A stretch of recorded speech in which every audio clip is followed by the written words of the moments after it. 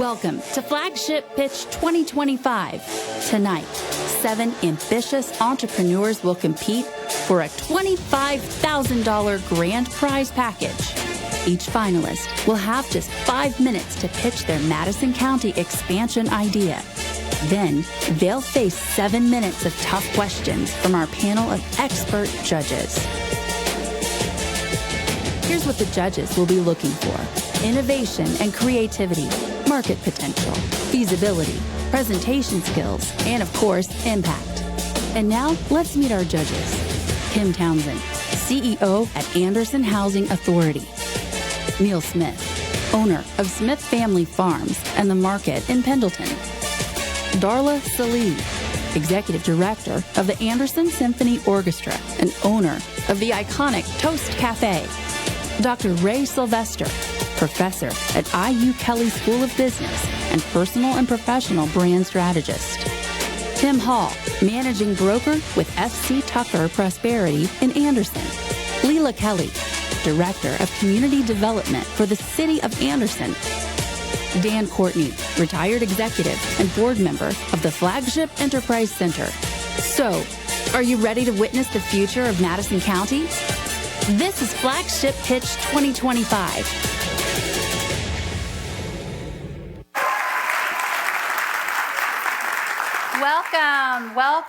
Welcome to the Flagship Pitch. I'm Jennifer Hall. I'll be your host tonight. We are so glad you are here. At the Flagship, we think entrepreneurship is the very best way to make a positive impact on local communities. And we try to use the tools we have here at the Flagship to incubate small businesses because it's our vision that anyone can grow and scale a successful business. Tonight, this Flagship Pitch, this is the 3rd annual, and this is a tool that we use to help Madison County businesses pitch their expansion. Tonight, they are pitching to win a $25,000 grand prize package. That's right. $15,000 of this prize package is cash, and they're going to talk to you about that tonight. We have so much in store for you. You're going to be really excited to hear the finalists tonight. But before we get started, I would like to introduce to you Dr. Terry Truitt, President and CEO of the Flagship Enterprise Center. Very much, Miss Jennifer. Thank you, Jennifer Hall. Well, hello, everyone.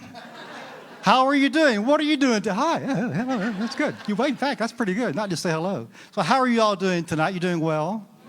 Me too. Isn't it so much fun? It's a blast. So welcome to Flagship, welcome to our pitch. At Flagship, our mission is really pretty simple. We are here to try to help other people. And with the tools that we have and resources that we have, and with the charge that we've been given, the best way that we can help other people is to help them to grow their business. And we help them grow their businesses so that they can build better lives for themselves, but also for their families and also for their communities as well. That's the whole idea of working together toward that end. And so we try to put resources together and support together that helps entrepreneurs grow. We provide access to capital, providing money for folks to grow their business through Bankable. We provide coaching and mentorship through our Flagship coaching program. And we work really hard to build connections together.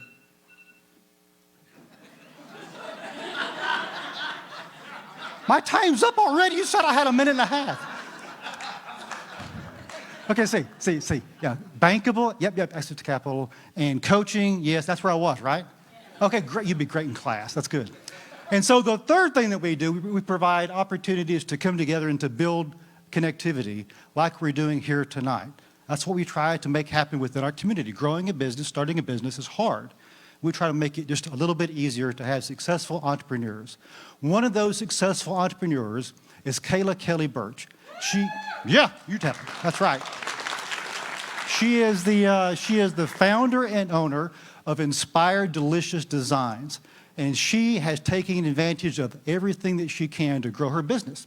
So a year ago at the Flagship Pitch, Kayla was first runner-up.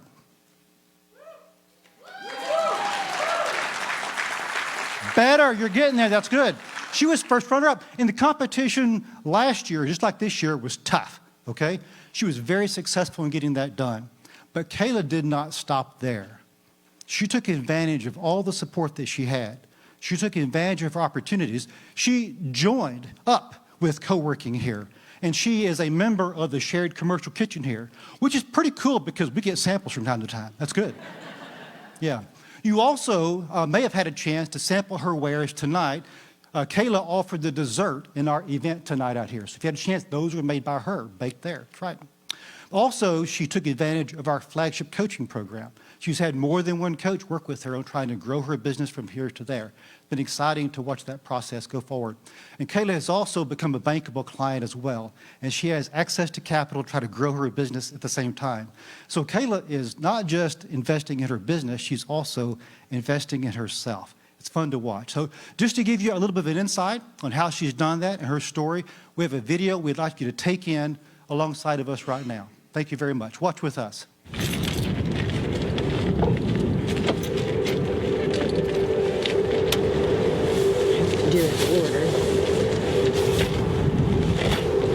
My name is Kayla Kelly Birch, owner and creator of Inspire Edible Designs. We make custom cakes and desserts for people and companies looking to throw epic and memorable parties. So the application I thought was going to be simple. It wasn't as simple of questions as I anticipated. So then after I got selected, I did not realize how long the process was going to be. Every step was crucial. At first, when I found out that we were going to practice our speeches in front of our competitors, I was like, what? But I learned so much. 100% I would do the pitch competition just for the process of having the business coach, of going in and practicing and learning how to present yourself and identify your elevator pitch and knowing your numbers and learning your business inside and out, and also learning how to be more professional. The day of the pitch, I was experiencing every emotion. I felt like a superstar pretty much. After the pitch, I was able to, get a lot of the things that my business needed. So when I get orders, I'm able to just take those orders and fill those orders instead of having to go out and purchase all of the ingredients that is needed. I have grown completely and changed in the sense that I know better how to manage my time, my family, my money, my whole business. I have such better fluidity throughout my life, and the pitch has helped me to put my business on the growth path that it needed to be on. I am thankful for absolutely everything I learned from last year's pitch. I'm thankful for every second that I spent on it. I'm thankful for every person that put time into it. I am all around grateful. The pitch changed my life. It impacted me personally. It impacted me professionally. I'm grateful.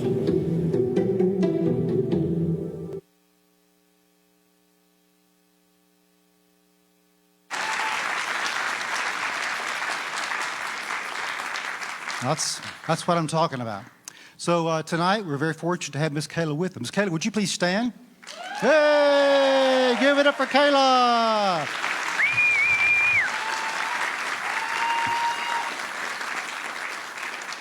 Thank you. And I appreciate the samples too. Thank you very much.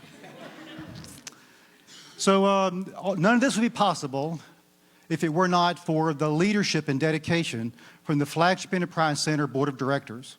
They are a fantastic board of directors. Now, I'm not just making that up. They give us good direction. They set high standards. We set goals to attain. Then they give us the freedom to go out and go knock those goals down. So 5 years ago, almost 5 years ago, they gave us the very first ever 5-year strategic plan for the Flagship. In that plan, they say, we want you to do a pitch competition before the end of that time. And as Jennifer said before, we're very excited. This is the 3rd annual pitch competition we've had. We're very excited about that. Thank you.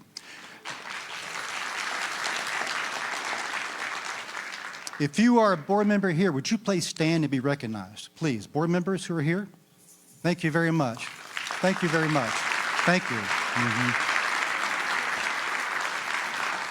Thank you. Thank you for your guidance. Thank you for your leadership. And speaking of leadership, we are incredibly fortunate to have a mayor in the city of Anderson who not only supports economic development, but also is a champion and an active champion for economic development. That's right. And so we find that Mayor Broderick, he has a vision here for Anderson that is to have a thriving community, an innovative community, an inclusive community, a way for us to have a place that we can be proud of. And that particular goal aligns well with the goal and the mission and the intent for Flagship. And therefore we can build entrepreneurs just like he wants us to do here in this city. Ladies and gentlemen, please join me in welcoming the Entrepreneur's Mayor, Mayor Broderick. Thank you, Dr. Truitt. Thank you so very much. Which one am I supposed to stand on? It says Terry here. Oh, no. Now, well, thank you very much. Very proud to be here this evening. So if you don't know the backstory real quick, so the Flagship Enterprise, FEC, Flagship Enterprise Center, what Terry was speaking about a moment ago, came about around 25 or so years ago, give or take. And it was the result of the unfortunate occurrence of the loss of General Motors and a lot of the jobs and some of the tax base that we had and so forth. We all know how that affected our community at large, not just Anderson, but Madison County and really all throughout the region. And so a lot of folks got together, put their heads together, and started thinking about what are things that can be done to try to fill that void, and what can we do to try to make things different and move forward from that great loss. And so Anderson University at the time and the city of Anderson came together, and they put their minds together and decided to come up with something that would cross over not only in government, but also in education, workforce development, entrepreneurship, business incubation, and so forth. And so that's how the Flagship Enterprise Center became about in the first place. And the board of directors that Terry spoke of a minute ago, he's absolutely correct. We've had exceptional board members over the years, and we certainly do at this point in time as well. And over all those years, this has come to this where we're at here today. And we've had no better leadership from an executive director standpoint than Dr. Terry Truitt, who came from us, of course, originally from Anderson University as the dean there at the school, the university. And through his leadership, though, we've been able, through in the last several years, to be able to build even a bigger and a greater enterprise. And this is all part of it now. And so we're very proud tonight to be able to watch this. And I know we've got some great judges up here who are going to do a good job. And I know the last 2 years have really been exciting. And I know these folks that are here at $25,000. I've got a hot dog idea for a little stand. Is it too late to sign up? Okay. All right. So I'll get out of the way and let these guys put on. And I know it's going to be a really great night. I hope you all enjoy it. And Terry, again, thank you for your leadership and thank you for all of your staff and what they do. I can't tell you how much they do that makes such a big difference in our community. And we're so proud to have this as part of our gateway as new businesses come in. I can tell you this, that as you probably know, small businesses make up a massive part of our employment here in the United States. Almost 50% of everybody employed is employed in some form of small business. We have over 33 million small businesses in our country right now. And we've been very fortunate over the last several years, even through COVID and some of those tough times, to have incubated and started a lot of new businesses in our community. And I'm very proud of all those folks have done and looking forward to hear what these folks have to say tonight. Thank you.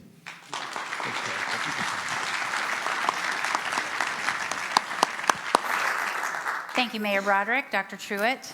It's always a pleasure to hear from you. Thank you so much for your support tonight. Well, next, I want to introduce Fred Bays. Fred is the Director of Incubation at the Flagship Enterprise Center. He's been here 2 months, but he's been around a lot longer than that. He's been a coach for the Flagship coaching program. And he stepped right in and has been leading the pitch process. He's been doing a fantastic job. Fred, how are those finalists feeling tonight? They are excited, aren't you? Yes. When we first had our first rehearsal and we were kind of nervous, I said, what you need to do is when you're nervous, you just channel it and say, man, I'm excited. And then that brings out the energy and the best in us. So I'm excited about tonight. I am excited too. So We had a record number of small businesses in Madison County apply this year. We had 36 applicants. Whew. 36. It was hard to narrow down. Tough. We narrowed it down to 7 finalists, and we are so excited to hear from them tonight. You, as an audience member, are going to get to participate too. This is something new this year. You're going to be part of the experience. Fred, tell us about this. So as we were talking about planning and things, we thought, how can we get the crowd to be involved in this evening? So we're going to give you an opportunity to vote also. So the judges are going to vote on multiple categories, but then we're going to let you have an opportunity to be able to scan a QR code. So I want you to get your phone out right now real quick. Get to your camera, and there's a QR code right up here on the screen. It's also on the inside of your program. And so if you scan that code, it'll pull up a yellow link, and it should go right to your survey. So it'll have all 7 finalists on there, and it's a star rating from 1 to 5 for each of them. And the couple things I want to mention is, do not swipe out of it, or you cannot go back. You get to vote once, okay? So leave it. So when your phone goes to sleep, just wake it back up and keep it there. And then also, do not hit submit till the end of the night after you've gotten to see all the pitches and rate everybody, and we'll tell you when to do that, okay? And while you're doing that, you might want to silence your phones, so that we can help the contestants not have to deal with any of those things. Yes. Yeah. Okay, 3 things. Don't close that browser. Don't submit until the very end, and silence your cell phone. Yes. All right, are you ready? Yes. I'm ready. Let's do it. All right. Okay, now tonight you're going to get a little sneak peek of each finalist before they come out. We went to their businesses, we shot some film, and so you're getting a little sneak peek of them, and then they're going to come right out and start their pitch. So I'd ask you to wait to applaud until they're finished, okay? Are you ready, judges? All right, crowd, are you ready? All right, let's hear it from our first finalist. Hi, I'm Pam Clendenin, owner and general manager of Ruby's Cafe and Bakery in Anderson. Our business serves the freshest homemade soup, salads, sandwiches, and baked goods. We've created this collection of recipes from local eateries of bygone days. We find that when people come in, they tend to linger, which is exactly what we want. It's this beautiful old building, and I think people love the fact that we've revived it and brought it back to life. You know, we have a low-income base that may not have transportation to go to the movies at Hamilton Town Center. There are 102 theater seats in our balcony. I think that building would be so happy to serve the public. And I think people would be happy to be able to go to that beautiful old building and experience that. Fellowship, fun, and food. Those are 3 words I think of when I think of Ruby's Cafe and Bakery, located on historic West 8th Street. When I was a little girl, I lived on West 8th Street, but not in one of the big, beautiful houses. It was actually a pretty shabby, rundown apartment building, and that was located where Funk Park is currently. Not only was it shabby and rundown, it was pretty inadequate for a family of 6. 4 children and my mom and dad in a 2-bedroom apartment. But I have the most wonderful memories, and those memories come from a thriving downtown Anderson. And the best part of downtown Anderson were the matinees at the local theaters. There was something magical about walking into a theater and watching a story on a big screen. In June of 2023, my husband and I purchased this beautiful old red brick building.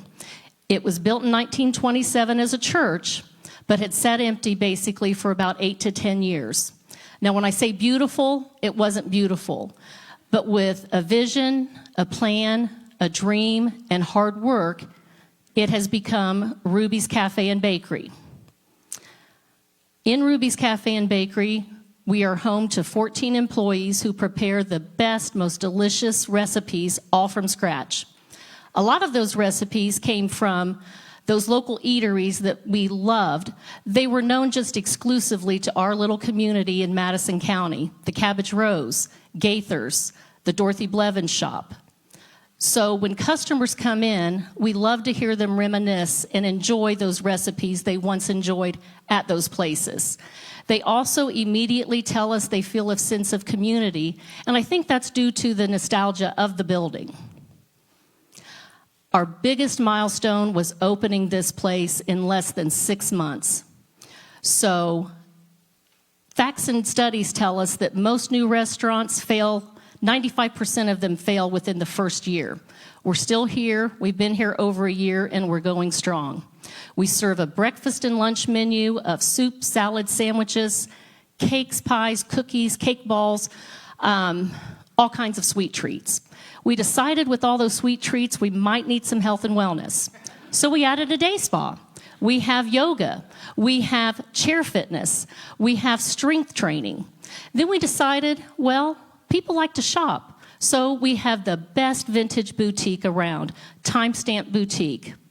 We also have an event space that has been host to over 55 events, ranging from bridal showers, baby showers, Christmas parties, any kind of celebration you can think of we've had, and we had our first wedding there as well. Now we need to launch the movie theater, and after a movie theater comes a dinner theater. We have one problem. We need the funding for this. We have 102 theater seats that are just dreaming of becoming a movie theater. That cost would run between $7,000 and $10,000 to make those renovations and make that movie theater happen. When year-round movie theaters exited our city about 11 years ago, we've discovered something. There's a population of children and young adults that have never been to a movie theater and watched a movie on a big screen. There's something magical about that, as I said earlier. Movies don't just entertain us, but they inspire us. They challenge our creativity. They give us hopes and dreams. They take us out of our circumstances, no matter what they are, and they tell us to never let our circumstances define us, and also to never compromise who we can be with a dream and with a vision. We have the potential to reach over 70,000 people within a 5-mile radius. And granted, a lot of those people can go to Hamilton Town Center and other theaters. However, no theater would match the nostalgia of our building. Also, our ticket prices would be at least 15 to 20% less, and of course we would run matinees for a lot of the children that can never leave the city to go see a movie. So when I am the recipient of the 2025 grant funds, we will have a movie theater and a dinner theater, and we would be the only dinner theater in Madison County and the only year-round movie theater. Thank you very much.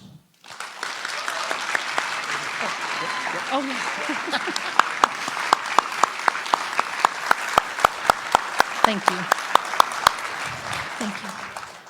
Pam, I want to come eat some of that food. The velvet down. soup, I loved it at Cabbage Rose.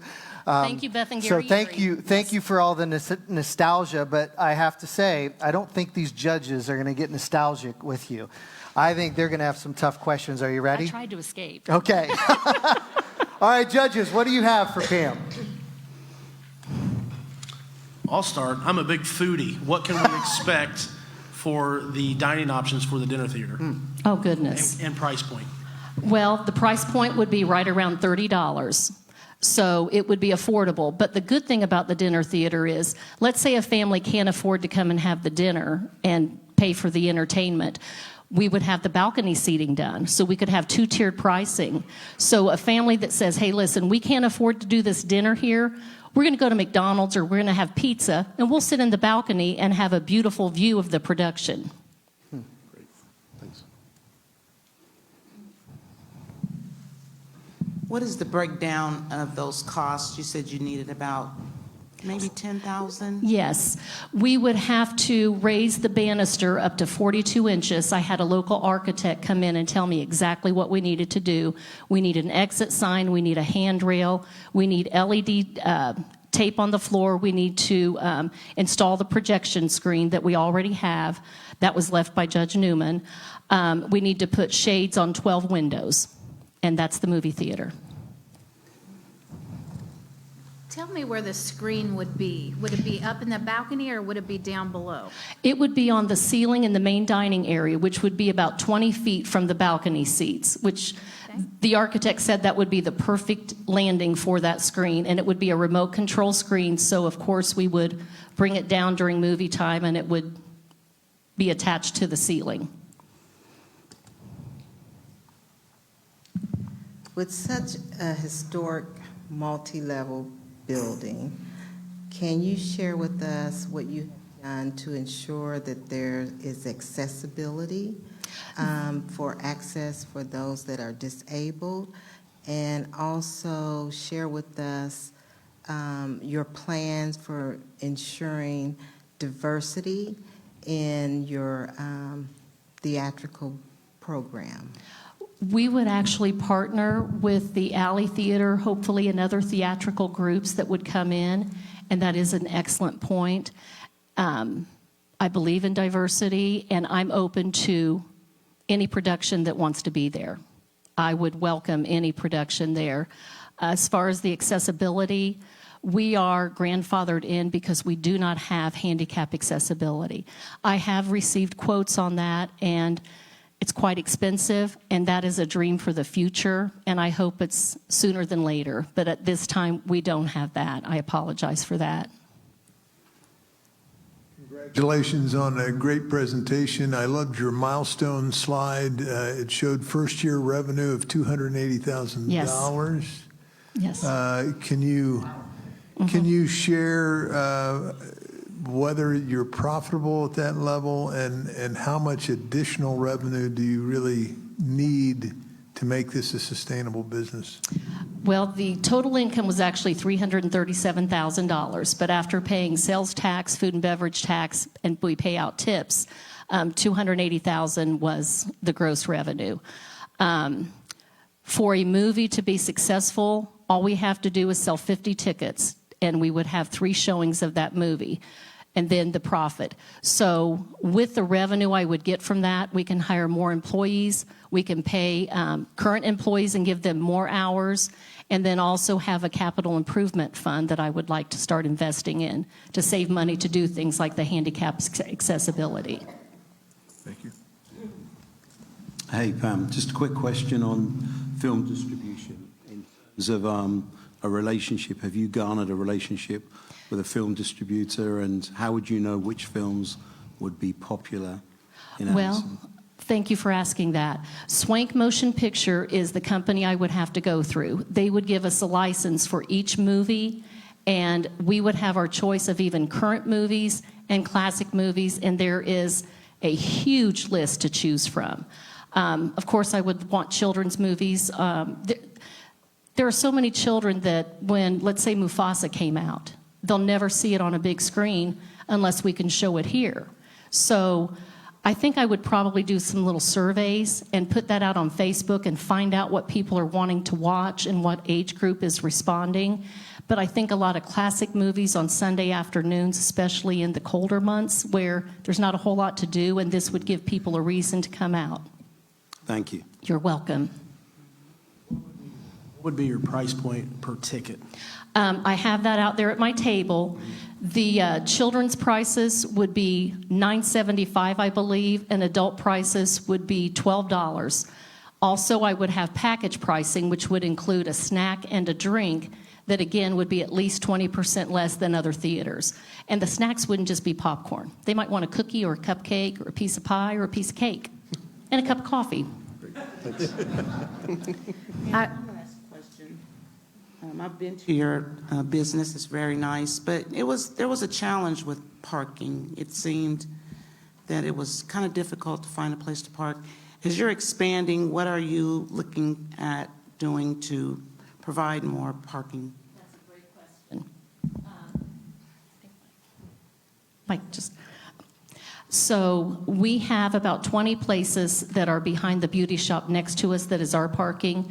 We have about 5 spaces directly behind our building. We just tore out a layer of grass and put some gravel down, so we have 65 years old plus parking, about 4 places on the east side of our building. FC Tucker allows us to park in their lot on the weekends, and that's when the movies would be shown. The beauty shop also has opened up. The former Money Huns building, Meredith Contos, who is a great neighbor, great downtown community person, she has allowed all of our customers, even currently, to park in her lot, as well as weekend events. Madison Millwork, we're working with them to establish some kind of parking, maybe pay them a stipend or get insurance, which is not a lot of money, so we can use Madison Millwork parking lot as well. Okay, we got one last quick question. Anybody else? Yes. Just a comment here. I'd like to congratulate you on that amazing skirt. Oh my gosh. QVC. All right, can we give Pam a hand? Awesome job. Okay, wow, that was great. All right, are you ready to vote? All right, grab your phones. If you have trouble getting to the voting survey, just raise your hand. We can have people come around to help you out. And we're going to give you 1 minute to vote. That's mainly so the judges can have a little extra time. So go ahead and vote.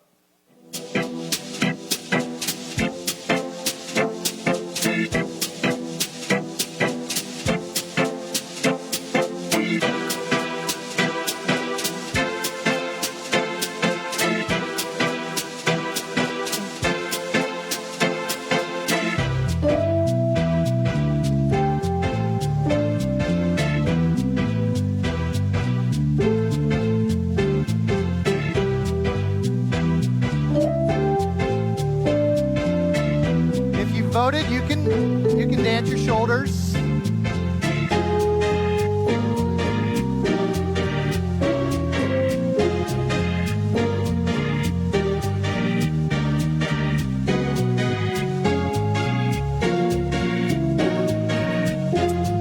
Okay, judges, you have about 5 seconds to finish up. So let's hear from our next finalist.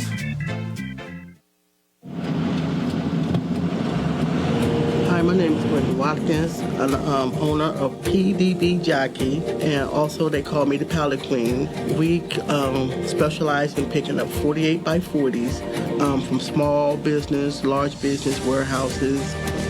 To me, right now, I'm on phase 2.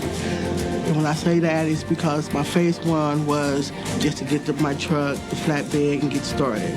Now I'm in phase 2. My goal is to get more buying customers, like all the dealerships with customized pallets that need to be removed and disposable. I set a goal for 25 to get a buyer, and the first month of January, I was able to do that. So that gave me some hope that I'm still scalable, I'm still growing.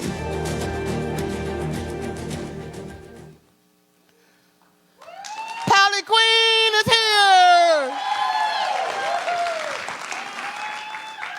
Pallet and I are so much alike. They traveled around the world to make it to Madison County Landfill. Well, I traveled from Rockville Women Prison, where I found God and recovery. Fort Wayne Hospital, where I decided to live. Indianapolis Women's Shelter, where I finished up my Ready Entrepreneur Program, where I applied for while I was incarcerated. Wave Transition Home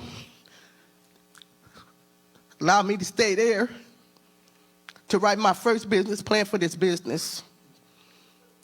There, I took my business plan to PNC Bank, and he referred me to Bankable, where Charlie Gray believed in my vision. Flagship introduced me to my very first women business conference, where I found my peace as an entrepreneur. Anderson Women's Shelter is where I wrote this pitch. But here I stand. I'm standing here. 1 year standing here. It takes 75 nails to build one pallet. I hope I don't never stop getting rebuilt. Because I know it took more than 75 nails to get me here today, to phase 2 to my business. My business model consists of 2 parts, pallet removal service, and I specialize in 48 by 40s. My pallet service, I cater to all the dealerships. Tom Wood Anderson was my first client, which is an annual sale for yearly, which he referred me to 2 more Tom Woods on 96. I got a chance of getting 10 more contracts for a year. I take my 48 by 40s, which I sell to brokers, a pallet broker, which is Camp in Indianapolis. I average 1,200 a week, and I pick those up mainly by hand. I only go 10 high right now. My first farmer contract is Hodge. I got my first event, which that's 500 pallets. Now, when I sit here and tell you people, marketing dominates the position that I'm in, I'm the only one. It ain't 2, it ain't 3, I'm the only one doing this. I'm the pallet queen. And there's no one else doing this. My need right now is my commercial truck is down. I need an alternator. I need warehouse storage. I need pallet jacks, a scissor foot. Like I said, I'm doing all this. See that big truck? I'm doing all this by myself, 40 pounds a piece. I need help with bookkeeping, marketing. I don't know nothing about marketing, as much as I like to talk. And I definitely would need some more employees. In order for my business to be scalable, I have to resume my truck back into business. I need a 1,400 square foot warehouse. I need the air compressor. That would speed up my ability to build better pallets because I'm refurbishing the pallets. And I want you guys to understand those pallets you guys are seeing out there, $1. I pick them up for free. I ain't gonna tell you, no, I pick them up for free. Go to the broker for $1. When I refix them, they go from $3 hookup, $5 to $10. In other words, that $100 pallets go from $1 to $10 on a low. I'm talking about low. My 1 year projection is to get a commercial building so I can refurnish these pallets, increase my contracts. I need 2 trucks to get bigger routes, and I want to hire employees from reentry program. My overall goal, I want to take my byproducts and build tiny homes in Madison County for homeless people like myself. The use of my funds, can't none of this happen if I don't get none of this money. This right here changes my life. Not only is it going to change my life, it's going to change everything in Madison because I'm here to stay. I got a plan for Madison County.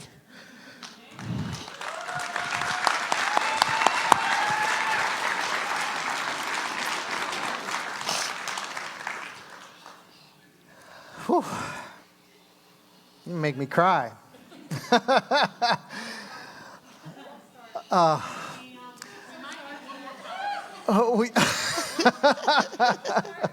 Polly Queen is here to stay.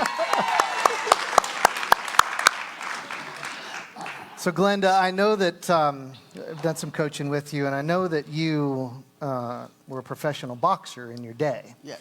Okay, and I know so you can bring it. I think these judges are going to bring some tough questions. Are you ready? Yes, sir. Okay. All right, what do you got for her?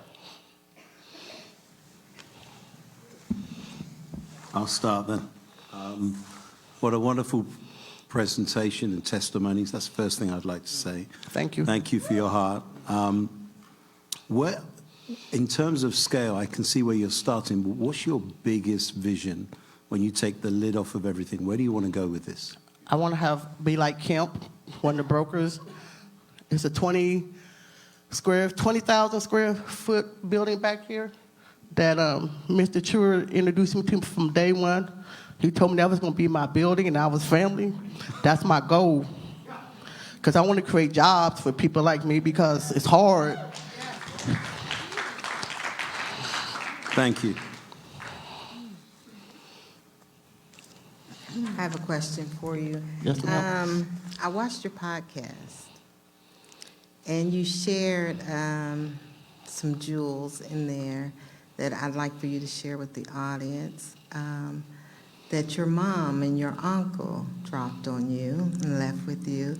And once you share that with us again, will you also share with us how you have applied the jewel that your uncle dropped on you in your entrepreneurial journey?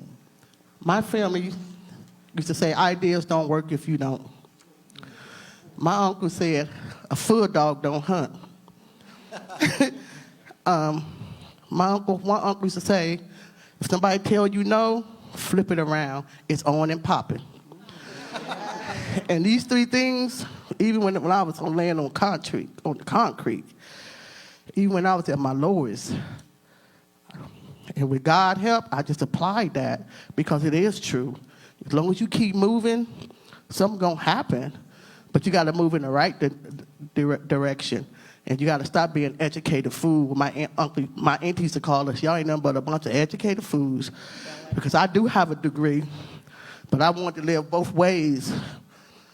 You can't do that if you want to become like you guys. And I was always taught, if what you want to be like, be around. And God blessed me, gave me, trust me, another chance, because I don't supposed to be here. I know I don't supposed to be here to be what I want to be. And Miss Medina, she might be younger than me, but that's my role model. And I thank you for real. I'm sorry, you guys, because this is...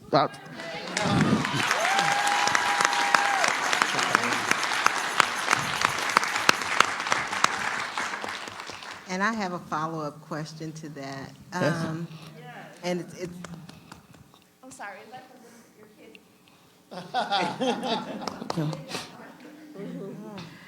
So I know that from what I've read is sometimes these pallets are treated with toxic chemicals.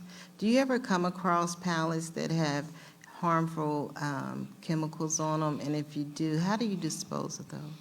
I'm going to give you another Sam uncle to say, I'm some dumb. I ain't plumb dumb. I don't touch them. No, I don't even bother those, because those got to be disposed. They ain't supposed to go to our landfill. So the company's supposed to dispose those properly. They like the water. You know, certain things you just don't take to the landfill. So I don't even handle those type of pallets. Thank you.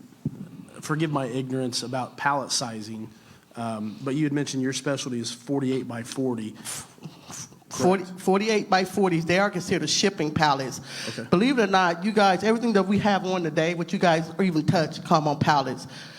1 billion pallets a year come to the United States. Actually, I pick up 500 pallets just between the end of Scatterfield to Tom Wood a week, just on one side. How many? 400 to 500 a week. I make 1,200 a month just on just that little spot, 10-minute ride. So that is the standard size pallet? Yes, sir. Yeah. So does it make more sense for you to scale your business to handle more of the 48 by 40, or are there other size pallets that are more profitable, more desirable? Well, they all are desirable, just that this right here is the most popular one. Okay. And if I had storage space, yes, I can cater to because like a 48 by 40 is a 4-way. Then you got a 48 by 40 2-ways. Well, right now, 48 by 40s are what's going on. So it's other people that's buying 2-ways, but I have nowhere to store. I don't have nowhere to store all this. So I just got to get the popular ones that's selling. Sure. Thanks. You provided a good list of $15,000 of the equipment you need.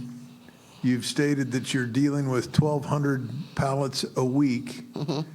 When you purchase these items, what will that do to your capacity, your ability to process? This is the honest God's truth. When I say a 300% increase, when I literally tell you one pallet, a free pallet, can go all the way up to $15. That farmer and the other farmers, normally they can tell you $10 for a used pallet that I took time out to rebuild and got it to them. So just so that I understand, you with this $15,000, you'll be able to go from 1,200 pallets to Double.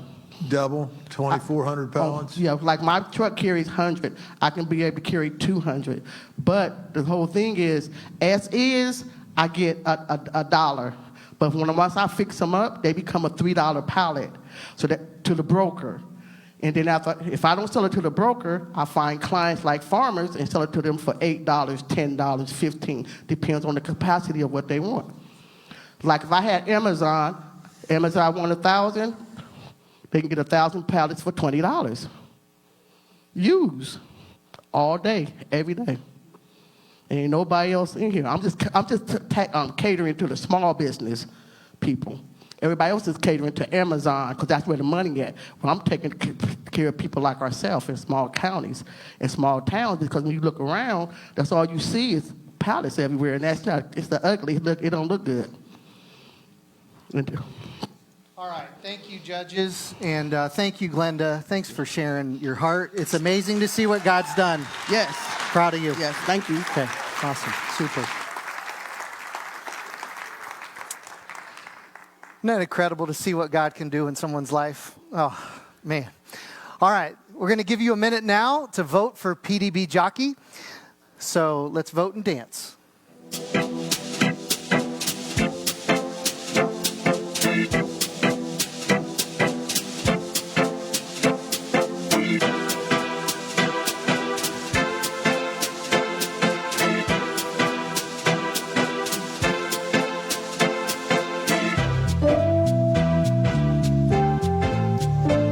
Voting, you can dance with me.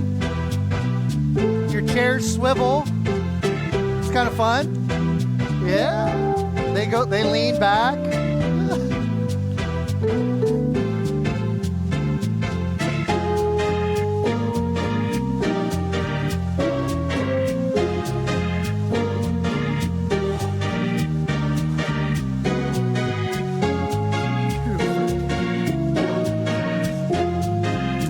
All right, let's wrap up our voting, and we're going to move on and listen to our next finalist.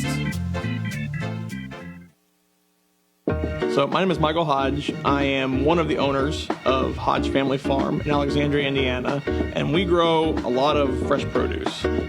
Being able to go to somebody you know down the street and talk to them and talk to their family, learn to meet their family, and being able to buy produce from them is a huge opportunity for us because it allows us to not only meet our community members, but it allows us to see what the community needs and wants, and that way, being a small farm, we can adjust what we're growing to what our community members would like to have.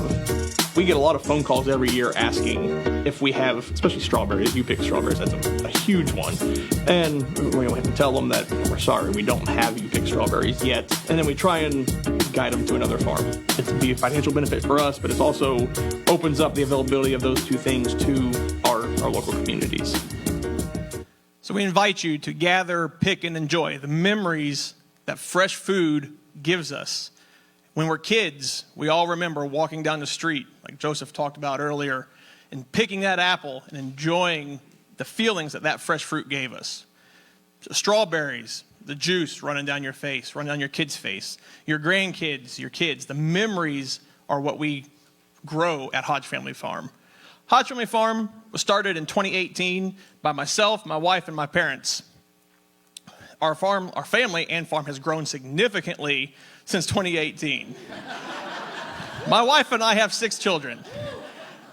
To answer your questions, we are crazy, and yes, we love every one of them. I mainly run the farm. I make all the seed decisions. My mother gives me a great hard time about that. When I like to spend money, she doesn't like me spending money. My wife, if you've ever been to the farmer's market, she bakes, makes fantastic cookies, breads, peanut butter fudge. Everyone loves the peanut butter fudge.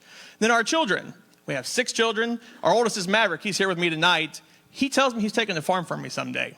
We'll see how that goes. The other half of Hodge Family Farm are my parents. Larry Hodge, he is my the farm construction manager. He makes sure everything works, doesn't break, does what it's supposed to do. My mother is our communications and engagement strategist, as she likes to call herself. But she manages our Facebook page. which gained 1,000 followers in 2024 alone. Absolutely incredible. She does a fantastic job.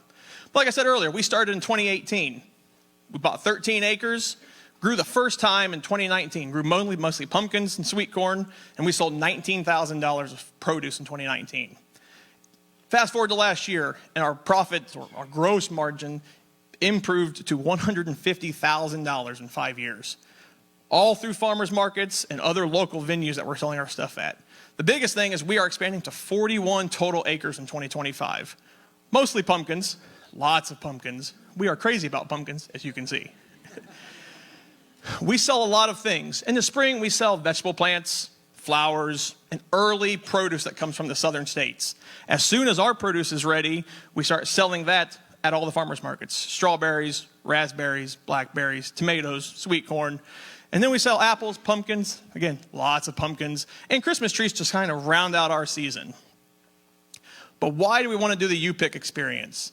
U-Pick gives people the opportunity to break away from the social media aspect of our world, the fast pace of our world, and to go to a place where they can make memories with their kids. I love going to farms with my children, seeing their joy when they pick those apples and try and sneak them in their pocket, just like I did when I was a kid, as you can see from the picture here. But it's just a break. It gives people an opportunity to get out, connect with nature, see where their food comes from, know where it comes from, and be confident that the food is nutritious and healthy for them. So, strawberries. We already sell a lot of strawberries. But unfortunately, we have to purchase those strawberries right now. They come from a farmer in northern Indiana, still an Indiana farmer, but we have to pay for those to the tune of $4,000 that we spent on strawberries in 2024 alone. But doing U-Pick strawberries gives us the opportunity to not only pass those savings from growing them ourselves onto our customers, but we can have a strawberry festival and expand what we offer at our farm and bring people back to the farm over and over and over again. Apples, on the other hand, we already have apple trees, 350 apple trees. If you came by our booth out in the lobby, you could probably have one of our apples. You can eat that apple, enjoy that apple. But we want to plant up to 1,000 trees, planting a few this year, but up to 1,000 trees for U-Pick. That'll just help increase the number of people that come to our farm for our fall festival that already draws 4,000 people every fall. That's double the population of the town of Alexandria in one weekend every fall. So experience versus expense. Children's Museum, great place to go, fantastic learning opportunity, but very expensive. We have 6 children. You got to take out a second mortgage to go to the Children's Museum with 6 children. At our farm, it's wholesome fun. It's not as fast-paced. There's not as many people. And you get apples or strawberries or other great produce. The timeline is we would plant and order the strawberries this year. Next year, when you pick us, you can come and pick strawberries right from our farm in June of 2026. Apple trees take a little bit longer, and they would be ready to produce in 3 to 4 years. So, tonight, we ask you to invest in our future. And this is what we would plan to spend. And again, please, invest in our future and come to my farm. Come to my farm. Thank you.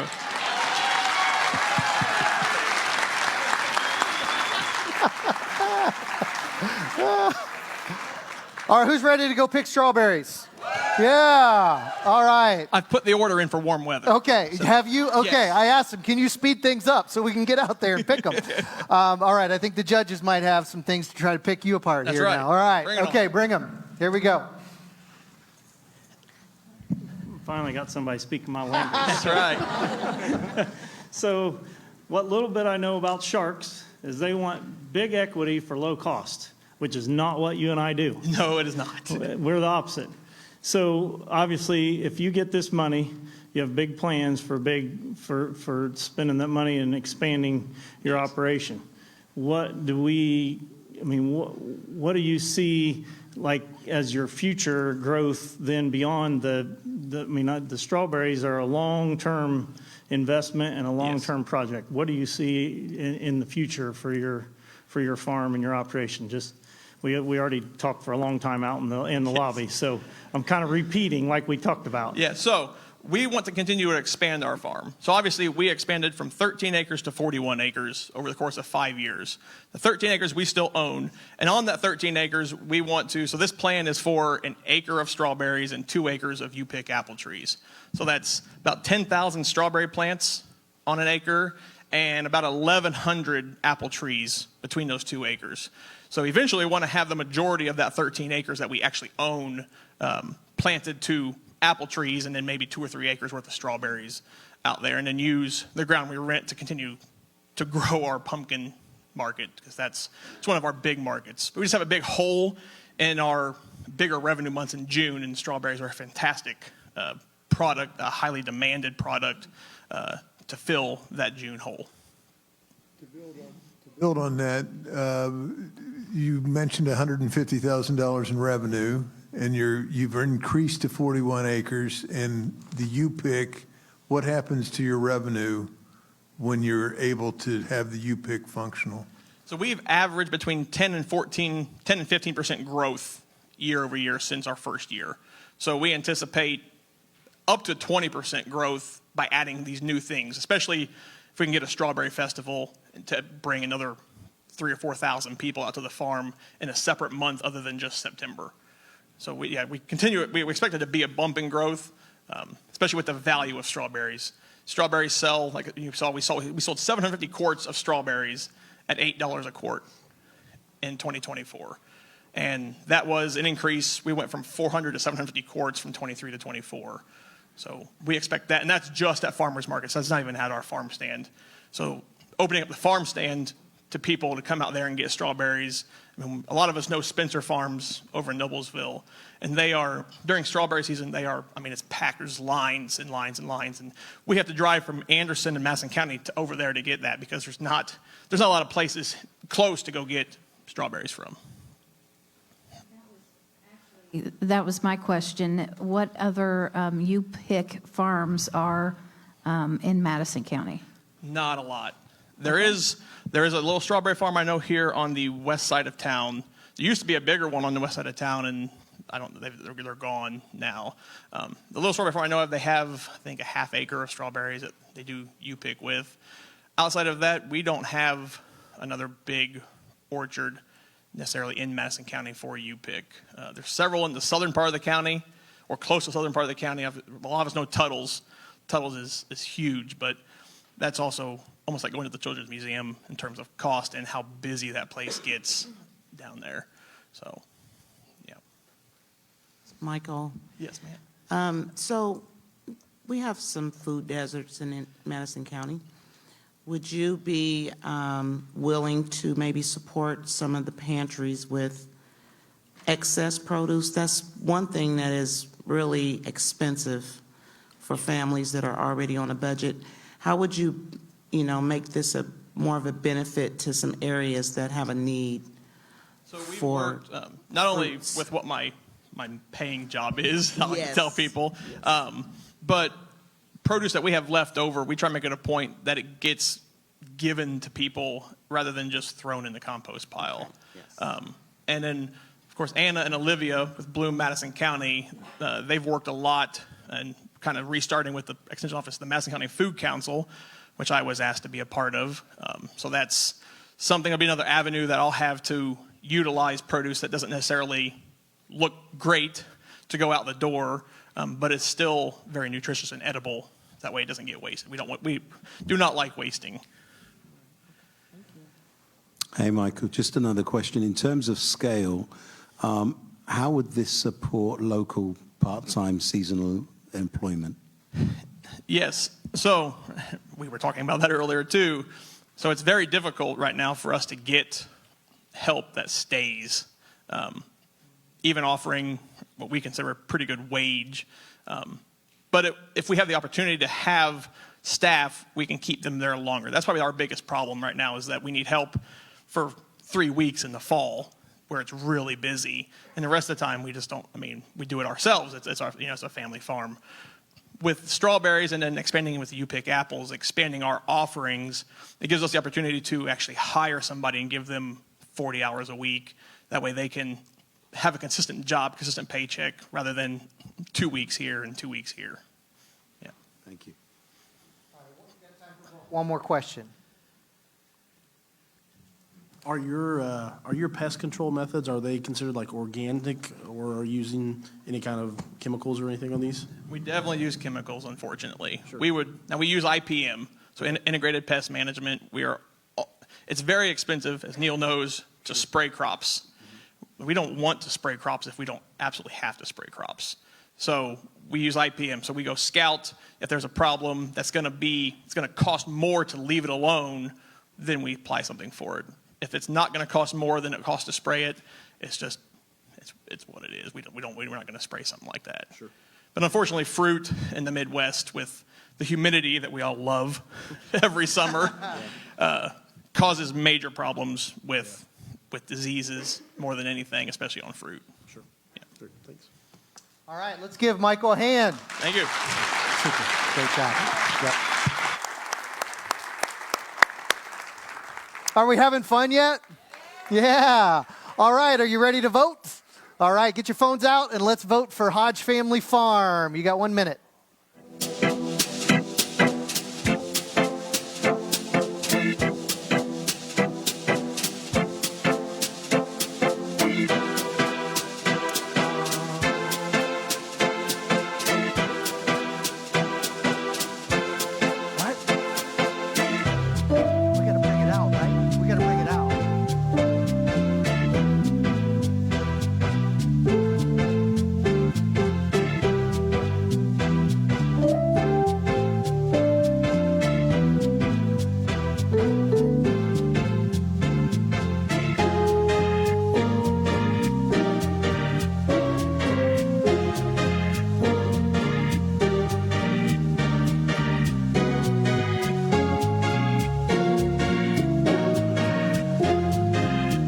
All right, this is our last finalist before intermission.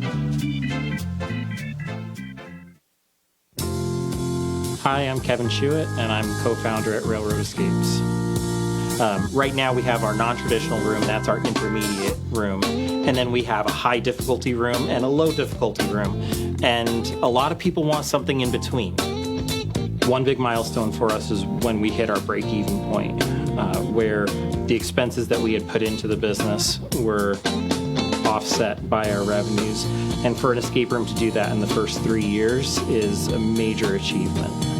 We like to create puzzles where people are forced to work together and you can't just have one person solve them on their own. Creating new rooms for Madison County creates new entertainment opportunities. More than half of our groups that come to Escape Room are from outside the county, and they do our first room and they walk out of it going just as good as any room, any place we've been. That was when we realized, okay, we're actually good at this. An escape room is an immersive adventure. Sometimes you need to search and find an item. Sometimes you need to put that item in just the right place. And sometimes you just need to push the right button. Good evening. I'm Kevin Schuett, along with Leslie Schuett and Carrie Thomas, and we are Railroad Escapes. The three of us went to our first escape room in 2018, and we were coming down to the last minute, and we had Leslie standing by the door, and she's trying to wait to put in the key code, and we've got a map, and we're trying to slide it into this picture frame, and I can't get it, and Carrie takes it from me, and she rams it into the picture frame. We solve the puzzle. We relay the code to Leslie. She puts it in, and we got out with 19 seconds to go, and we were absolutely hooked. We were soon going once a month to an escape room, sometimes more than once a month. And 3 years later, we were approached by leadership of a church that had recently relaunched about renting space in their building to build an escape room business. And that's how Railroad Escapes was born. Escape rooms as a business, it's a challenge because they're limited in repeat customers because you can only do a room once. So we try to bring a diverse offering of experiences. Our first room was Librarian's Revenge that we opened in April of 2022. And later that year, we followed it up with Archibald's Inheritance, which came out of a request from the Alexandria After Prom Committee to create something for them. And that became part of our business. And then in 2023, not in 1823, We went back in time with our time machine. No. We partnered with the Madison County Historical Society for the Bicentennial to create a story that is based off of the county history. Next up for us is Radioactive Express. This is our best story. It's our best puzzle map. This is what we were going to build second, but we changed our order of build in order to meet the opportunities with partnerships. We've had just this picture and the title on our website since we've opened, and people come in and say, oh, when's that one opening? And we're like, it's gonna. And we tell them the story, and after we tell them their story, they're like, we are going to be back the day that opens. So, the escape room industry is still a relatively new industry. Escape rooms are only about 18 years old, and just in the last 5 years, the industry has moved from being a fad to being an established industry. Because you can only do a room once, escape room owners and managers understand that we're not really competing with each other. We work with each other. Because if we create a customer, we're going to do all the rooms there, and then they're going to go somewhere else. And so the industry, we're growing it together. Nationally, the escape room industry over the next 7 years is expected to triple. So our plan to meet that need is to open 2 new escape experiences within the next year and to continue to be an active member in the Central Indiana escape room community. Our revenue is based off of admission per person, and we supplement that with souvenir sales.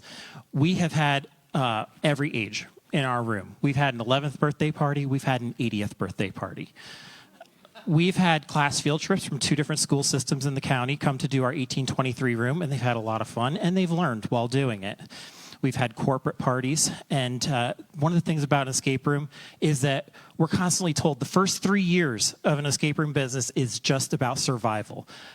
We're 5 weeks from our 3-year anniversary. We've not just survived, we've expanded twice.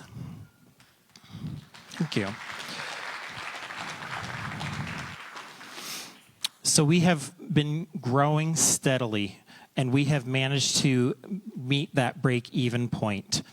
We are growing as a business, and we are looking to create new opportunities. We've never had anything below a 5-star review on any platform.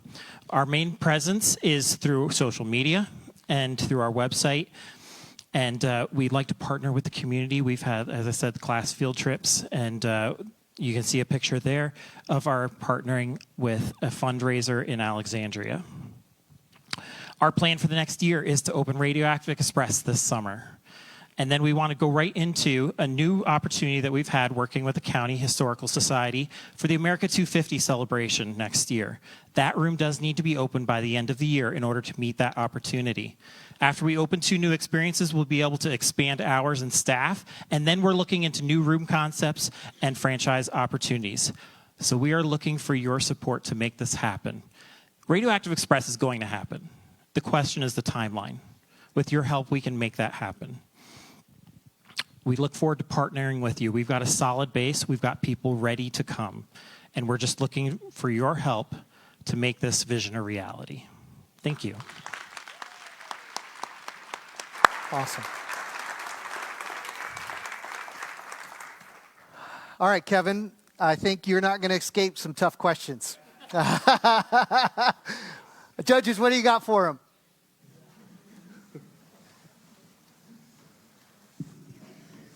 Kevin, you mentioned that you don't compete, you collaborate. And so I would like you to explain some ways you are collaborating with some other escape rooms. So anytime we open a new experience, whether that's us or it's another business, there's always a testing phase that has to happen as a part of that. And so we share testing. We go to places and we test for them. We've had other escape rooms come and test for us. We give feedback to each other on experiences and recommendations for how to improve things. Another thing that we do is we share stories. We're a support for each other. I like to say that, before you go into an escape room, we have to tell you the rules. And I like to say every rule has a story. For every rule that we give you, somebody did something stupid. So we work with each other so that we can, share this. You might want to tell people not to do this, because the thing that you don't realize that somebody would ever consider doing, they're going to find a way to do.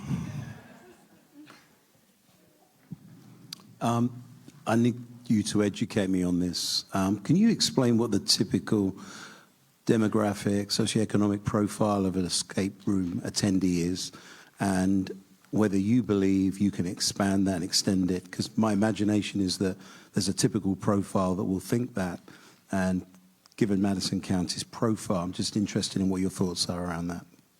We've had quite a wide range in our demographics. As I said, we've had birthday parties running the scale. Economically, it is typically a middle class mostly, but we've had all ranges, and we like to offer deals from time to time. If anybody has visited our table, there's a puzzle out there that you can solve to get a discount code, and so I highly recommend that. Where I would really like to expand, where our greatest potential is with the field trip opportunities. Because with the field trip opportunities, we can partner with the schools, and we've already had a couple schools that we've partnered with. But we can, because a lot of escape rooms will scale their price based on the number of people in the room, I don't want to punish people that maybe don't have as many friends. And so we don't scale our prices. It's flat per person. It doesn't get more expensive just because you're a group of two. So then our costs are higher for smaller groups. It's less profit margin. But when we partner with the schools, those are going to be larger groups. They're all going to be larger groups, which means that we can then offer those at a significant discount. We typically offer those to the schools at a 30 to 40% discount over our normal cost. That's great, thank you. Share with us some of the changing trends in the escape room experience and industry, and any of the technologies that you plan to adapt into your experiences? In just 18 years of the escape room industry has already gone through 4 generations of technology. The first generation is all mechanical locks, and if you go out to our table, there's several mechanical locks there. And then second generation got into electromagnetic locks, RFID sensors, some of the techniques that you saw here at the beginning of our presentation. Third generation moved into what's considered outside the box, and one of our experiences moves into third gen escape room design. And then we've moved into next gen, and next gen is more seamless integration of technology, and we worked in doing that in our 1823 room because we wanted to have special effects that are typically second gen electromagnetic locks, stuff like that. They didn't have those in 1823. I like to say that John Barry was very forward thinking and putting an electronic keypad on his barn door in 1823, but that's the only visible one. We do have those things, but they appear mechanical so that they look 1823. But we try to put in the technology in a way, and we try to make all of our puzzles fit those themes. So our library has more book themed, and our 1823 has more, whether it's mechanical or just appears mechanical, it fits that theme as well. And I'm hearing more about like immersive technology and some player customizations. Are you guys doing anything like that? Is there anything like that in the plans? I have a plan.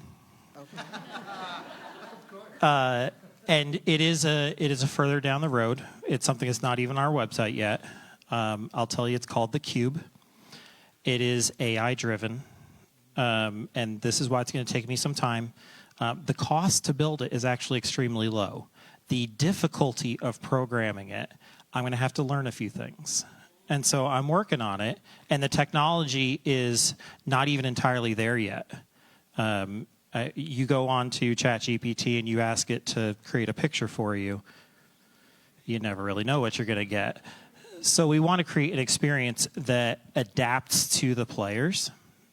And as far as I know, it has not been done in escape room anywhere yet. I would love to be the first and to have that in Madison County.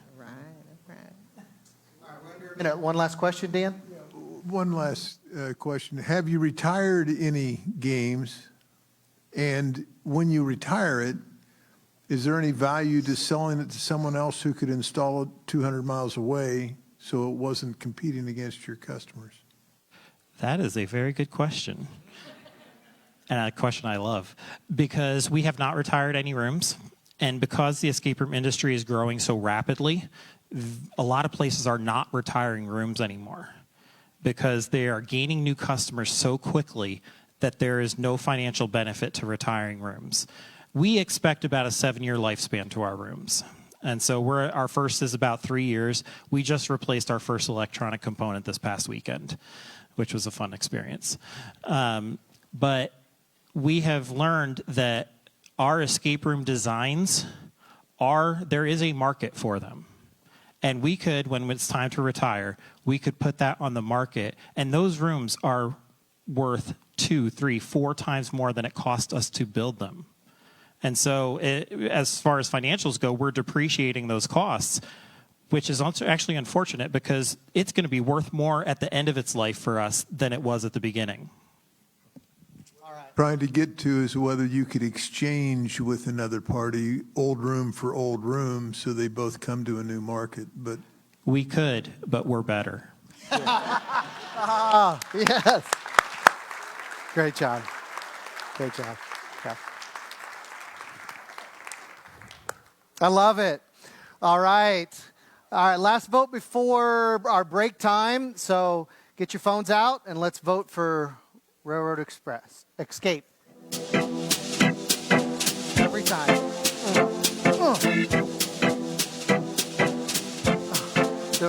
The radioactive.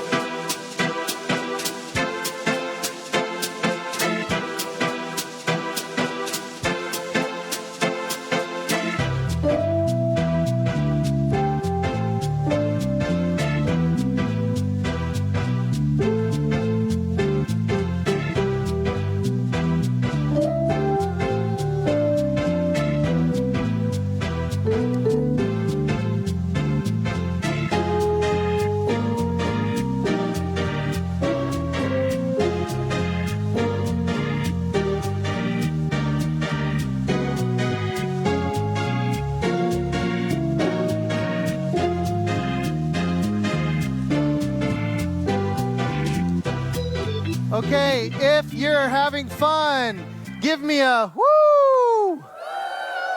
All right. All right, Fred, ridiculous. Yeah. They crushed it. Oh my goodness. I can't Crushed it. imagine how you judges are going to make a decision. And we got 3 more. Yes. We got 3 more. All right, so we got a lot more in store. Yes. But we think you probably could use a break. Uh-huh. And so we have bathrooms at the top of the stairs on each side, and we have food in the lobby and sodas and drinks. So grab a quick snack, come back here in 10 minutes, and we'll get back to it. We'll see you on the other side.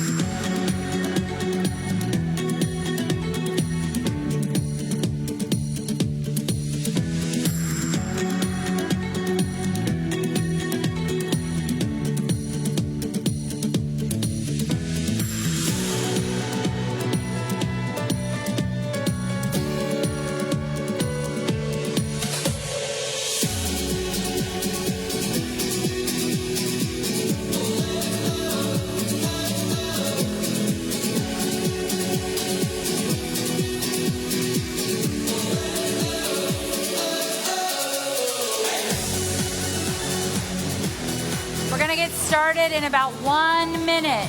1 minute. Try to find your seats. 1 minute.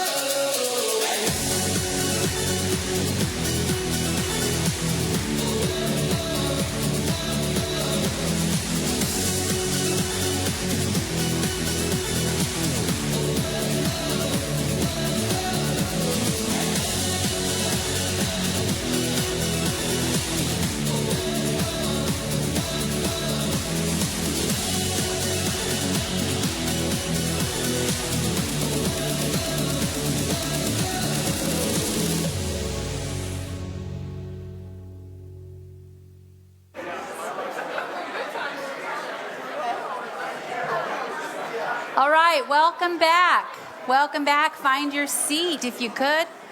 Hope you got a snack or a sweet treat from Inspired Delicious Designs.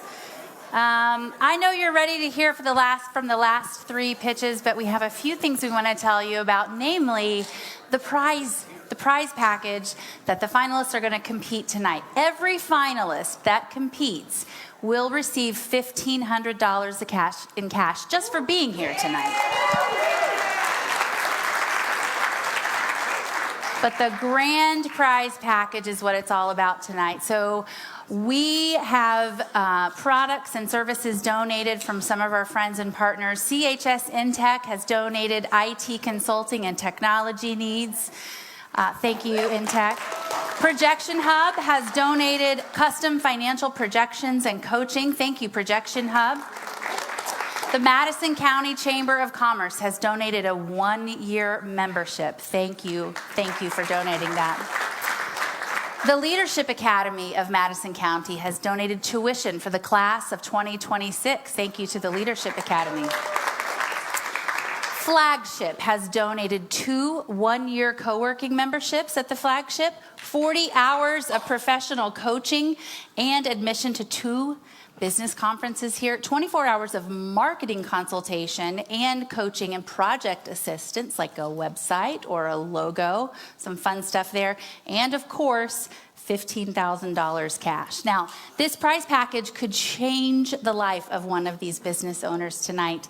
And we know that this can be transformative. Our last year's winner was Little Shop of Flores. And you must know Little Shop of Flores. They are a friend of the Flagship. If you don't know Josh and Sharon, you need to know them. Little Shop of Flores is a startup out of Grow West. Grow West also owns one of our favorite places in downtown Anderson, Jackrabbit Coffee. That's right. Now, Josh and Sharon are 2 very community-minded individuals, very passionate about our community here in Anderson. They're so passionate that they donated their time to help coach our finalists, to help them to understand what it was like to be a finalist in the pitch and to win last year. And so we have put together, thank you, Josh and Sharon, for pouring into them. Thank you. I don't know if you saw the display in the lobby with all the plants and the twinkling and the glitter. That was put together by Sharon and Little Shop of Flores. So we put together a video tonight to see where are they now? What's happened to Josh and Sharon, Little Shop of Flores, since they competed in the pitch last year? Take a look. Grow West is a company that we started to essentially try to transform a little corner of our neighborhood. We've just been focused on businesses that are suitable to us, things that we're passionate about, because things like that are, as I said in my pitch last year, it's easy to sell your own passion. So if your love is genuine of these things, that's contagious, and people recognize it and they respond to it. Most people just buy a plant because they liked it, but they have no idea how to take care of it. So that is one of the most important things about our shop. I've kept coming back to what I think is just an ultimate truth in my life, is that I'm built to try to facilitate for community building. And I think it took me a few years to realize that. I was raised by a professor and a pastor. I can't escape. I mean, that's in my DNA. That was probably the most personally fulfilling part of the pitch experience, was just getting to, one, talk about your passions and your vision, and then two, having people affirm it and go, I want to go on this ride. It's been such a really cool experience, the outcome after, of meeting all these people and then continuing to see them at places and recognizing them at events. It's pretty wild what doors have opened because of doing the pitch. So typically February and March are two of our worst months in the coffee shop, but February and March were record months for us, and not just by a little. I think something like 20%. And the thing more than anything was just all of the people we had never seen before. I can't say enough about just the quality and the opportunities that come about being a part of the bankable and Flagship community. It's really been fantastic.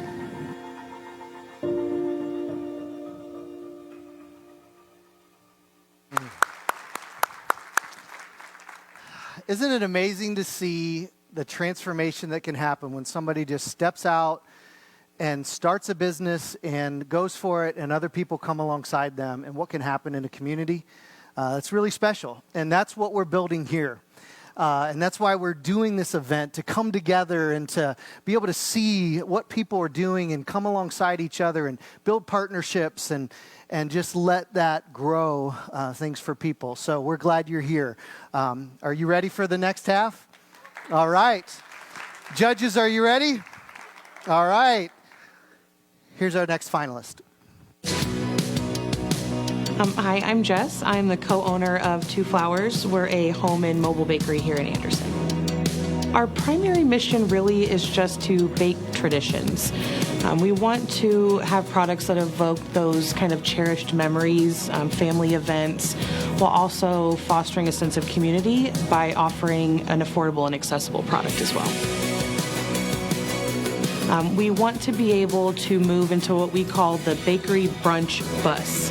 It's essentially a food truck for us. So it'll be a bus platform that may have some small seating inside as well, bakery display, but really that production area that we need. So that's really the biggest piece, is it would let us interact more with the community and be part of more community events. That is something that feels good, but I'm glad that we're part of that as well. Food has a unique way of connecting us to our culture and our past. Today you'll learn more about Two Flowers and how we're baking memories while sending sugar back to our community. Our team is pretty small. It is comprised of myself, Jess, and my husband, Josh. We're the co-owners. And then the namesakes of our business, Melody Rose and Lily June, who are our directors of quality control. We started our business in June of 2023. We had 2 kids under 2, and diapers are expensive. So we needed an extra source of income. We've always wanted to own a family business so we could have that piece together. And baking is something I've always been passionate about.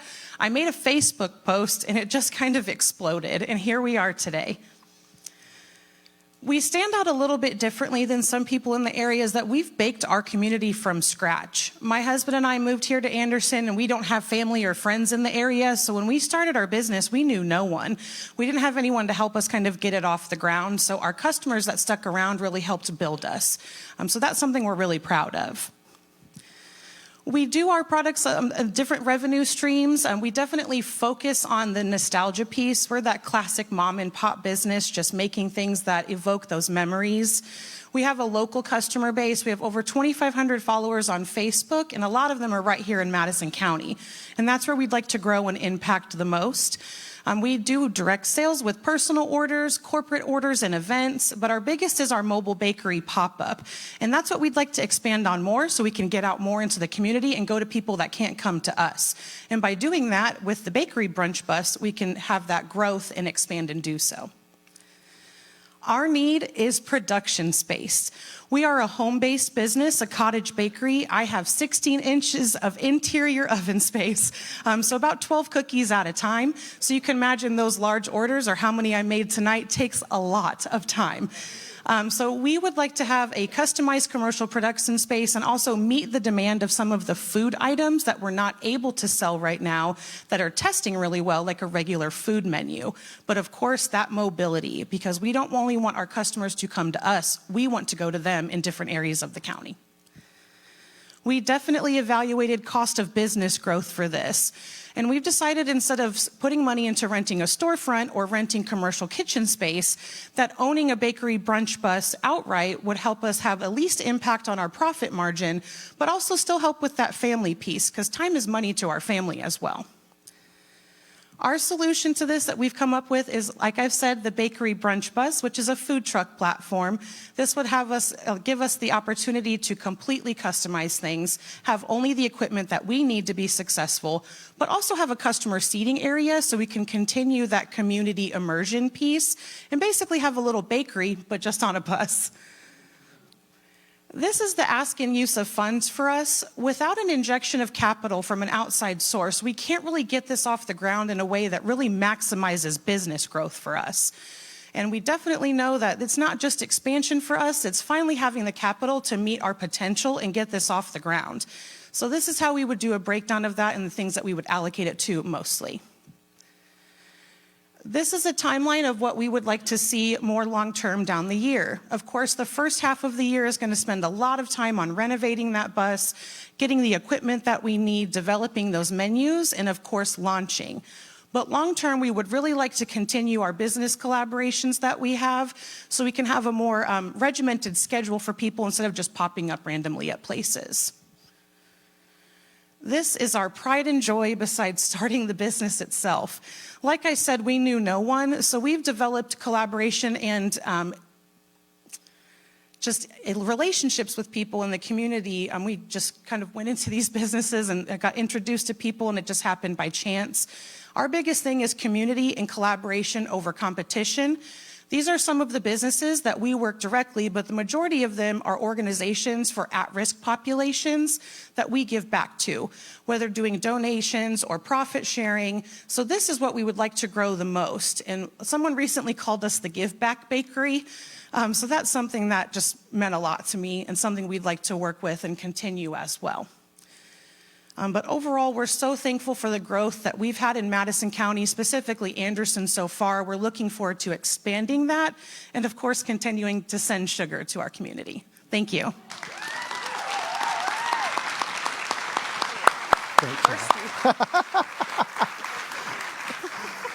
All right, Jess, so you've been talking about this Big Deborah that you have, like this oatmeal she's gone, cream guys, sorry. pie, okay?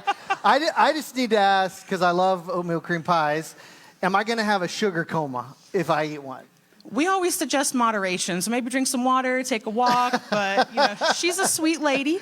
But besides our cinnamon rolls, Deb is the it gal for us, so Okay. Thank you.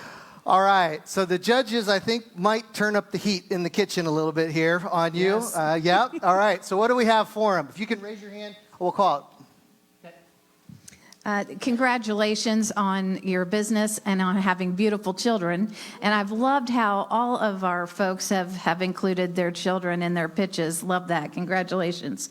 I saw that you had $6K down for a bus and then equipment at $3,750. We need to get you a bigger oven, first of all. I'm concerned about those prices. have you found a bus that's only $6K? What does that $3,750? What's that including equipment? I know that you're very familiar with how expensive kitchen things can be from your experience. Yes. So our goal is to continue those business collaborations that we have. We're looking at shopping for buses. On average, we've seen things from 4 to 6, and we're talking bare bones, of course. I have my wonderful husband, who is a handyman extraordinaire, who will be doing a lot of the renovations on our own. But some of the biggest thing that we have are people in the community that have stepped out and are willing to help us and kind of fill the gaps where the funding is not available right now. So it's definitely a broad stroke as far as the amount goes, but we also have some equipment that we have already that we won't need to purchase. But yes, ma'am, ooh, expensive. Very good. Expand a little bit on some of the partners that you listed, and some of the things that you do with them or you've given to them. Absolutely, yeah. Our biggest one and our top one is Jackrabbit Coffee. We do the on-site lunch boxes there. So it's a grab and go. Yes, it's a. Now I know where that comes from. I think I get that quite often. Right. We're right across the street. So the food is testing very well. That's what I was referencing in that. Jackrabbit, like they have done for many people in the community, Grow West in general, have helped myself and other people just in the mentorship piece. We set up our pop-up there on Saturdays. Cultured Urban Winery, Treva has definitely helped us expand, and we've done some collaborations with her. Ultimately, we want to grow that, and we only set up places that make sense with our product, their product, and increasing foot traffic for both parties. So we're not a farmer's market setup. We're really looking forward to those Anderson events to not set up as a food tent, but a food truck, because the more we make, the more we can give. So that's our goal long term for that. Thank you for the presentation. With that last note, have you identified locations and have you got partnerships with locations where you will be able to, locate your bus outside of just events? Yes, we have worked with Friends of Fred, who does a lot of food truck scheduling in the state of Indiana. We do have the opportunity to go to different places in Indianapolis and Fishers and Noblesville, a lot of places in downtown Indianapolis, but we are primarily focusing on Madison County right now because those customers have built our business. But the issue that we have is some of them can't come to us. There are food deserts that were referenced earlier that we would like to go to, communities that don't have access to fresh food and bakery items. So that's a highlight for us because we basically want to give back to those that have helped us. It's a reciprocal, that word, yeah, it goes both ways. Okay. Thank you. What do your projections look like from going from fixed location to mobile? Have you considered that? I wish I could give you numbers and percentages on that. Legally, I'm not allowed to sell food as my business. I have to do that on site in commercial kitchens. The way that it has been testing and trending, when we've been doing that for like free events and things, the sales growth would be just exponential because we're limited right now with baked goods. But we want to provide fresh meals, mom and pop, scratch-made things, those things that you walked into mom and dad's kitchen. That's kind of what we're looking at, not just like a big box meal. So just the growth that we would have, just being able to offer more product and different types of product. The way that our baked goods sell now, I can only imagine how high that would go with food. Gotcha. I'll get you my address before I leave so we can get it on a routine stop with the Big Debs. I get the driveway one a lot. Come to my house. Yeah. Big Deb. That's all I need. All right. Great. Thank you.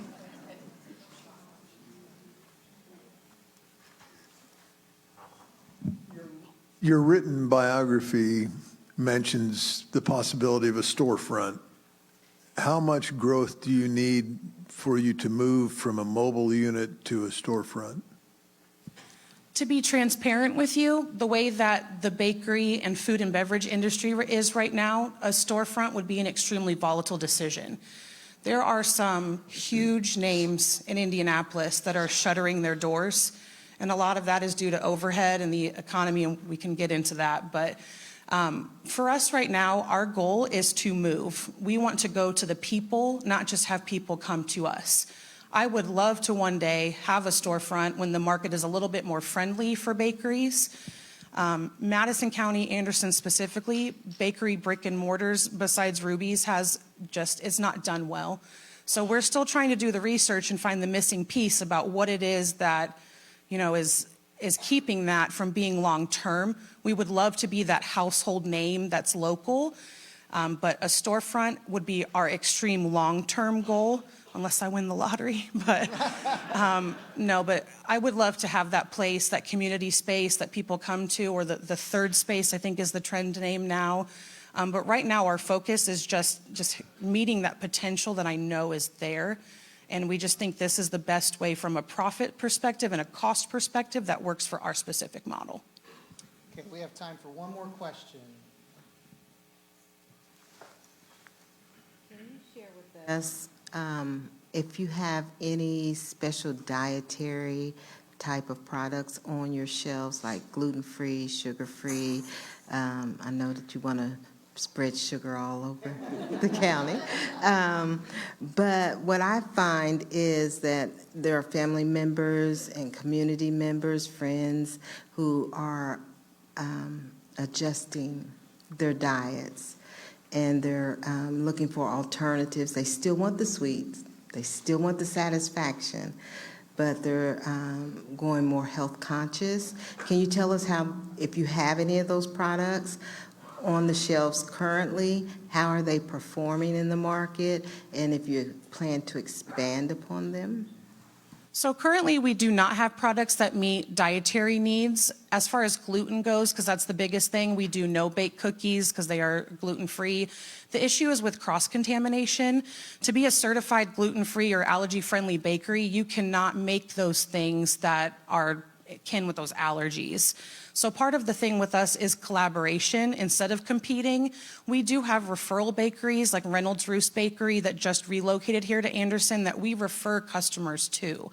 So if I can't meet their needs, sometimes the family member will get items from us, get items from that business, and we kind of work together on that because she is a strictly allergy-only bakery. So that's kind of what we look for, is if we can't do it, we try to find someone that can help and can. And that's just across the board for our business, not just for baked goods, just mentorship and everything else as well. All right. Thank you so much, Jess.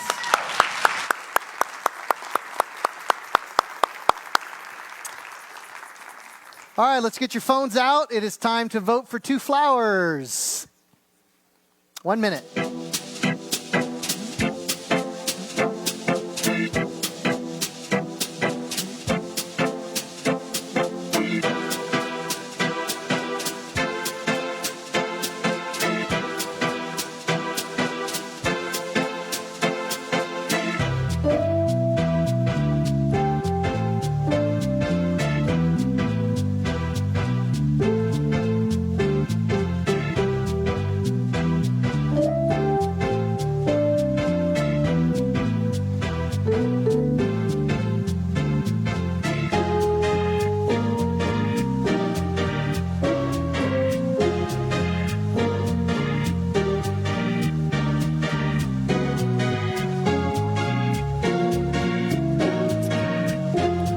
Judges, let's wrap up. And here we go. Check out our next.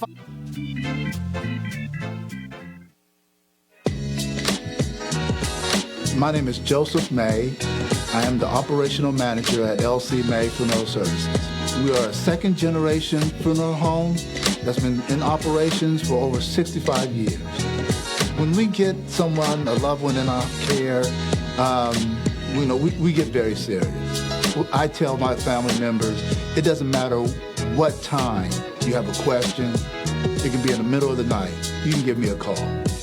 Most people don't talk about the funeral industry as much as they would do some other business. That's the reason why in this business here, we try to bridge that gap between families and the people who are going to be needing our services eventually.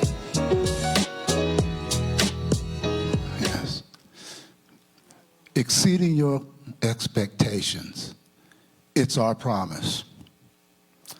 Our business is located at 2024 South Madison Avenue.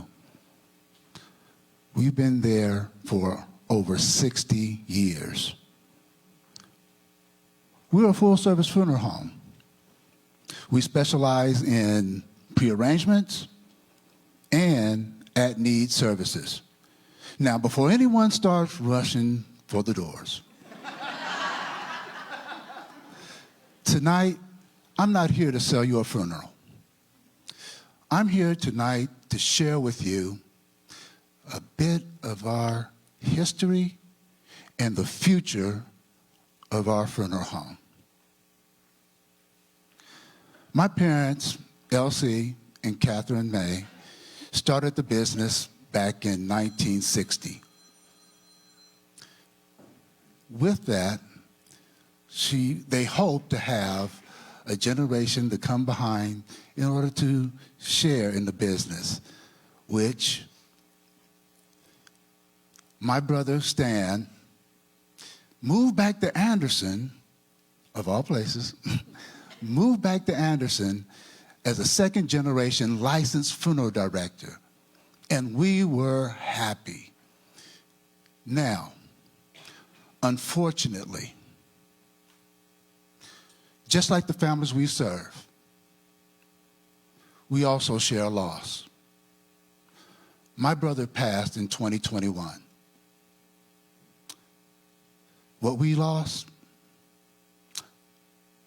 businessman, community leader, licensed funeral director, the life of a funeral home. But that's not the end of our story. I put together a team who is just as passionate to service families and this community. We feel that in this time, we need to restructure and rebuild when we had our loss. So, I'm excited tonight to share with you that we plan to build the Catherine May Banquet Hall. It's a community investment that will help this community in many ways. This is where challenge meets opportunity. With this shift, we want to do more than just be a funeral home, okay? We want to be able to have a place where families can come and enjoy, and also businesses and the community can use when needed.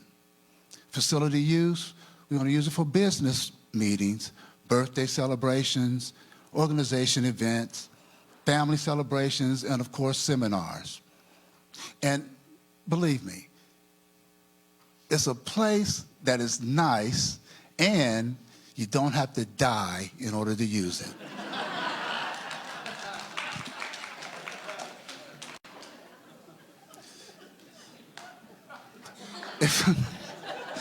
I'm sorry.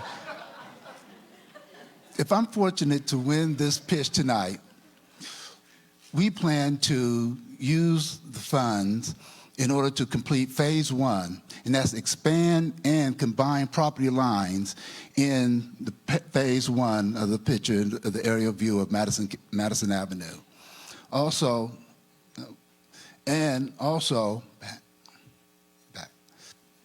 And complete the building design for over 150 to 175 guests, and address ordinances and cost of permits.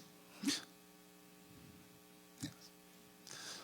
What we will offer a modern commercial kitchen, modern sound system, and your catering options, and discounted costs for funerals. This added service will be for upscale facility, for community gathering, and availability to direct families. Thank you, and we will see you soon.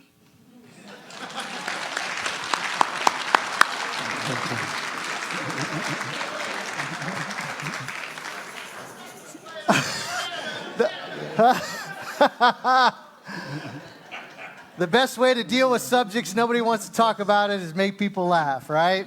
Right. So we've talked, you know, I'm a former pastor, and we've talked about how most people don't like to talk about death. No. They don't enjoy the funeral homes and all that. But it's real. It's the reality. It is. And actually, in our rehearsal yesterday, he had a call and had to go to a family during the rehearsal, because that's what you do in this business. Yes. But I don't think they're going to take it easy on him just because of that. So, yes. All right, fire your questions at him. A pretty hefty price tag for the renovations. And also, you alluded to needing the need for a funeral director.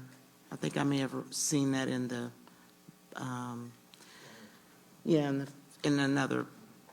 some other information that we have received. So what is your planned use for a lower amount if you should win the competition? How would that work with the large renovations you're planning?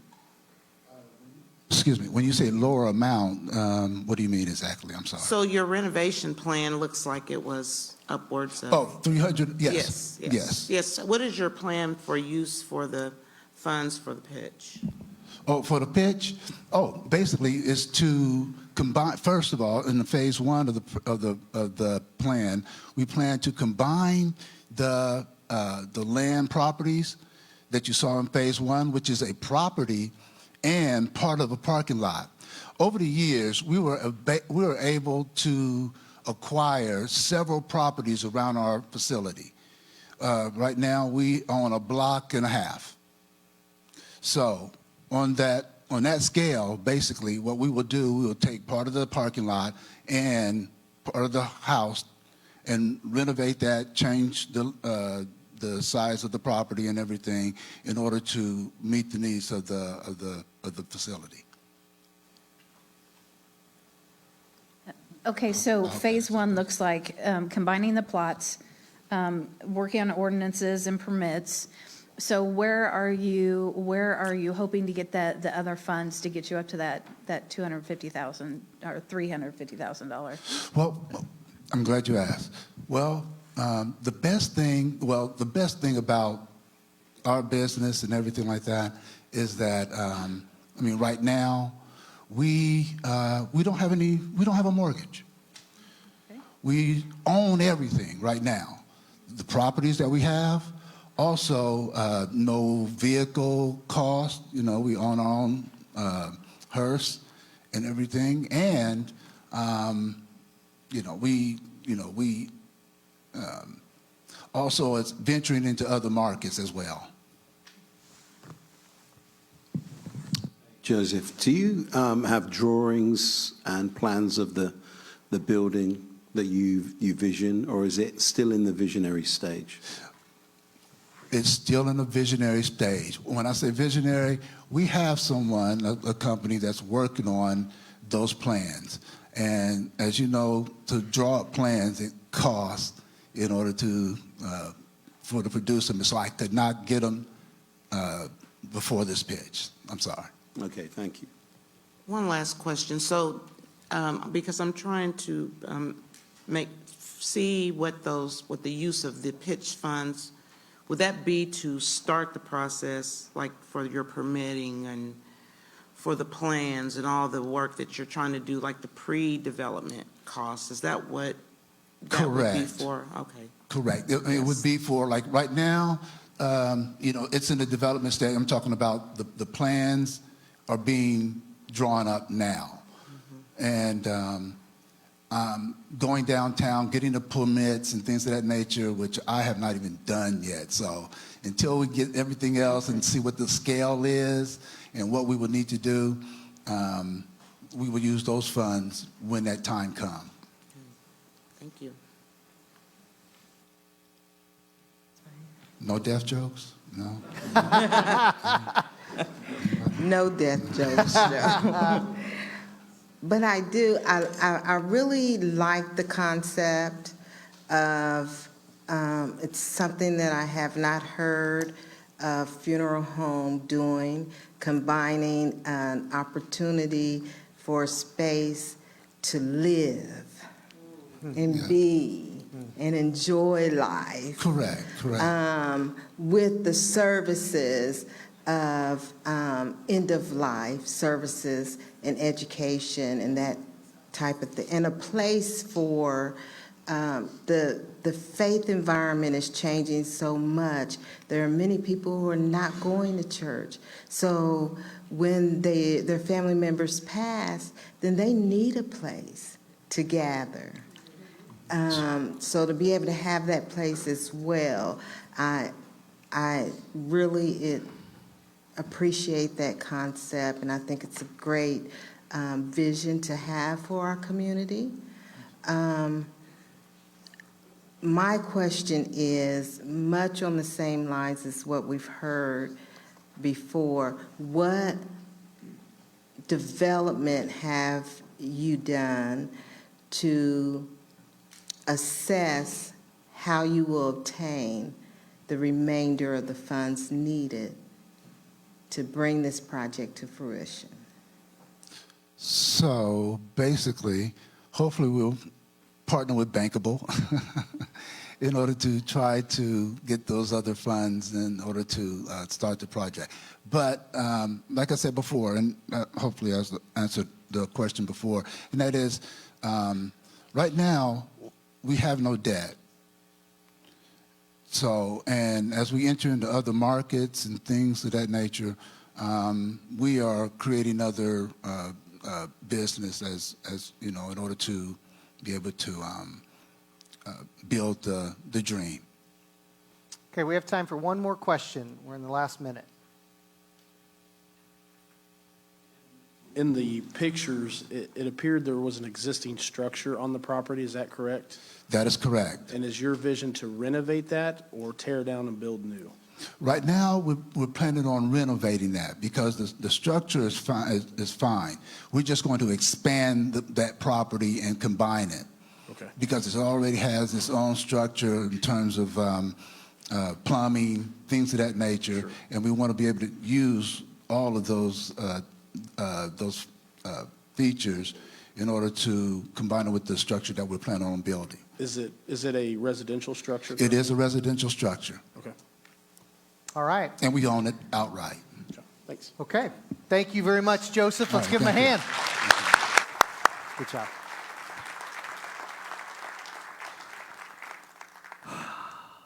Ready to vote? All right. You got 1 minute to vote for Elsie May Funeral Services.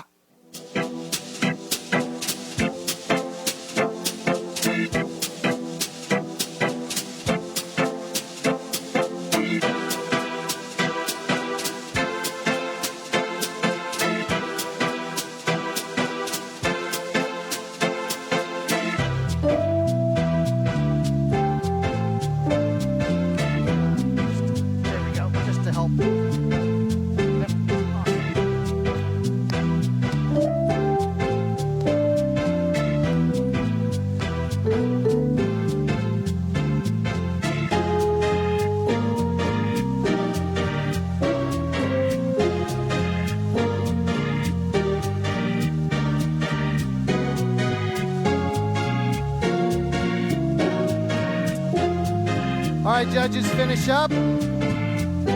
We are ready for our last finalist. Hi, my name is Kirby Gilliam. I'm the founder and the owner of Plainsong Music Services. It is wild that Indiana is one of the leading states in the country for music therapy. We have the most music therapists per state, and we offer, it's wonderful. Our field in general only has about 9,000 board certified therapists in the country, and 14 of them are in Anderson. The big accomplishment through all of this growth is finally securing our own brick and mortar, and now we're the largest music therapy company in Indiana, if not the country. And I'm really excited about the position that we have to bring people together and to normalize differences, diversity, and disabilities as part of that. That's going to be so good. In 2016, I learned that you could go back to school for a second degree and have no career opportunities afterwards. So I fell into entrepreneurship. I did not even realize that I was doing it until about 3 years in when someone said, "Hey, you're an entrepreneur." So here we are. And we're Plainsong Music Services. We sell music therapy. We sell it in the form of time. And we serve all stages of life. So I would highly recommend that if you want to get your phone out and take a video or a picture of the QR code, this is a neat collaboration between Plainsong and the Madison County Health Department about a toothbrushing initiative. But whether you're a mom that is needing some pain management assistance during labor and delivery, all the way to heartbeat recordings and our hospice programming, we are here to serve our community. We've been an allied health profession for over 60 years. Last year, we offered 20,000 hours of direct service time, 1,200 hours of continuing education units to our team, 17 of which are highly credentialed professionals. And we have had no less than 10 people move to work at Plainsong, some even out of state. I never thought that this was going to be a thing. When I started this, I was going house to house with a guitar on my back. But our numbers show that every year we have 100% increase. Last year, it culminated with seeing almost 1,000 clients a week. And our revenues are just shy of $1 million. Up until now, we have had a really big problem to keeping up with our demand because of our space. We've been limited on our space. But we solved that problem last year when we secured and we remodeled the first floor of this beautiful Anderson building. But as an entrepreneur, you know, when you solve one problem, you end up with 1,000 more problems. And so now our biggest problem is space in the sense of accessibility. We need handicap parking. We need handicap doors to get our people in. That doesn't even touch the sensory accommodations. Look at this one non-5-star review. They love what they do, but they cannot understand why our company is not more accessible. And the thing is, I can't even send them somewhere else because nobody else is doing what we're doing anywhere close to us. I have to be really careful of who I talk to about it. I'm a little nervous about tonight because every time I talk about it, our wait list grows, and we're sitting at just about 200 people that want our service that we cannot help right now because we're stuck on accessibility issues. Did you know that 16% of Madison County has a disability? 16% of our county has a disability. And people with disabilities, they want to do things just like us able-bodied people want to do things. But they need accessible, adaptable programming. I can do the adaptable programming all day long. That's not the problem. But I got to figure out how to get them parked and into the door independently. It's going to be about $40,000 to complete this project. And I want to tell you just a really quick story. I piloted a sensory-friendly Santa Claus in December, an adaptable program, and I made one post about it, and it blew up. And over 50% of the people that showed up had never stepped foot in our business before. There is a demand. And look at these people. Their loved ones said that this was one of the first times that they could see Santa Claus without having a behavioral meltdown. So I feel very confident that with the $15,000 business support and what we have, we can meet the demand of our wait list and increase our revenue by almost $100,000. Because when you pick us tonight, I'll have the accessibility in place by spring and all of the programming done by the end of the year. And I know I can do it because music therapy is a fast-growing, reliable, and viable industry. It was a $2.4 billion industry in 2021, and it is slated to be a $4.2 billion industry by the end of this year. And look at that shortage. We have the corner of the market here in Madison County, Indiana, and I know that we can make big national changes. So, if you got an egg shaker, get your egg shaker out, because I want to show you how music unites people.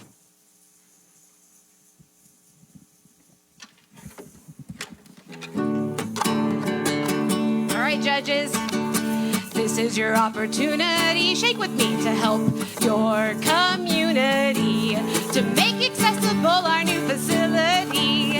And this will benefit local economy at Plainsong. Where? At Plainsong. Shake, shake, shake, shake, shake, go, go, go. All done. Yay!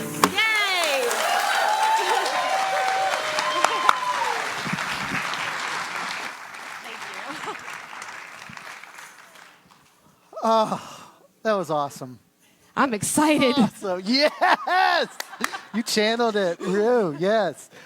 All right. Have you heard of Dance Wars? You know, where people kind of back and forth. With your little ditty there, I'm wondering if some of them might have a little song back at you. Anybody got What's your one, song? judges? Huh? What you got for her? Music industry guy? Go, Tim. We were counting on you, Tim. Nothing there. Nothing but love, right? So kudos to you, Kirby. You know, that's a tremendous impact that you've demonstrated across not only Madison County, but Indiana. I'm going to ask the big, bold question, what's next? Yeah. So that is a huge question, right? I guess the next thing is that you pick us and we do the accessibility features. Because as soon as we get that, here's the thing, Tim. My issue is that I could go open the doors all day for people, but you don't have to open the doors for yourself. I mean, you don't have to have somebody else do it. I need to be able to have somebody in a wheelchair go up and push the button themselves and come into our building themselves. That is what's next. When that is done, I want to do some accessible programming. I want to do music bingo. I want to do live karaoke, because if you have the inability to read, you can't do karaoke unless you've memorized the song. If you need to have things slowed down, I can play it live for you and have that. Big picture, we have this huge building. I want to turn it into a creative arts hub so that people with disabilities or neurodivergency or all the things and able-bodied neurotypical people can have a place that we can come together and do something that benefits everyone. Great, thank you. Kirby, I just want to understand the amounts that you talk about are gaining access to the main floor that's already refinished. It's to allow more of these 200 and plus 50 who want lessons into the main floor. It does not involve refinishing the bottom floor? Or? No, I just put that number up there so you could see what the final project would be. That $40,000 is just to get the parking lot, handicap doors, and the sensory accessibility pieces inside. And that would allow you to service an additional 250 people per week? Yep. Wow. Outstanding. Not 250. Dan, that's a lot. I mean, like 200.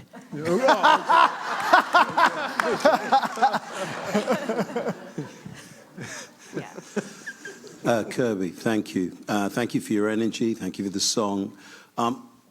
Your growth is phenomenal.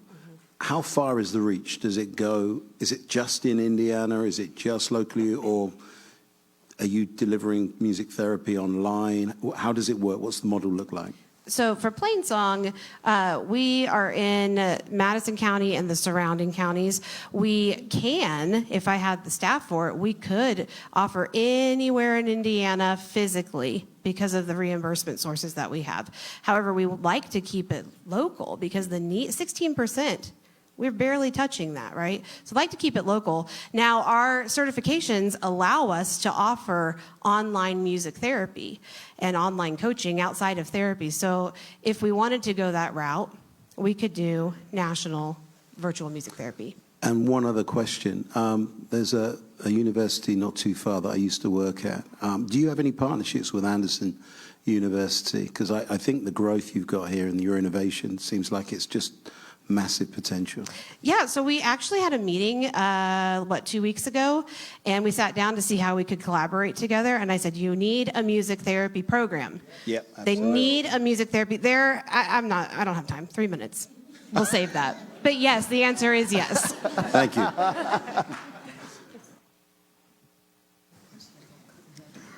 Carrie, I'm always looking through the prism of disparities in access.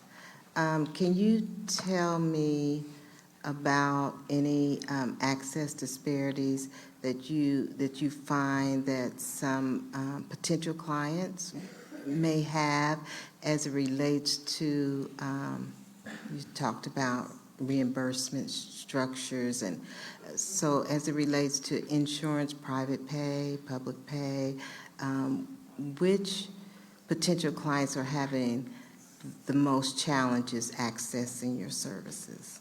That is a fabulous question. So our most stable reimbursement source is through Medicaid waivers for people with intellectual and developmental disabilities. If you have that waiver program, you automatically qualify to have music therapy as a reimbursable service. Not a problem. We try to keep our private pay affordable. That's one of the reasons I'm wanting to do these adaptable programming, because if you want to come in and have a one-on-one private music therapy session, it's not cheap, it's therapy, right? But if I can do enriching, engaging things, then I can pull people in that wouldn't have insurance that covers it. So are there private pay insurance companies that cover these services? That is a loaded question. That is a loaded question because the answer is yes and no. It really, really depends on your insurance plan. And there are HSAs and FSAs that do cover it, but it's all dependent upon what you have. Thank you. I promised Fred I'd say I'm a guest in this country. There you go. So in the UK, actually, there's an organisation called Norbert Phillips. So I know quite a lot about music therapy. In terms of your employment network, how many of you, and I can get away with this, Fred, because I'm a guest, how many of your therapists cover the full range of the demographic profile? So they're musically expressing themselves, pertinent to people, and their expressions of what they would connect to. I fully understand that when I say this, you may not believe me. But when you go to school, a 4-year program for music therapy, you come out with the certification and the education to be able to work birth to death any population, because it is about the techniques and how music impacts the neural pathways in your brain. Okay. You saw it tonight with your egg shakers. Good job. 20 seconds. Got a quick one, anybody? None of you had a little ditty? Yes. For her? Just to piggyback real quick on what Leela was saying, have you done any advocacy around the insurance like Medicaid that has threats to being cut? Yeah, that's one of the reasons I'm here tonight, is to diversify our revenue sources, because it is scary, right? It's very scary. We have a wonderful Indiana organization and a state organization, regional organization, and we go down to the State House every year. It's called Hill Day, right? And we go and advocate for this. We have people within legislation that is all about fighting for these services. So yeah, the answer is yes. Good, thank you. All right. Thank you, Kirby. Let's give her a hand. Thank you. You did awesome. Awesome job. All right. You have 1 minute to vote for Plainsong Music Services.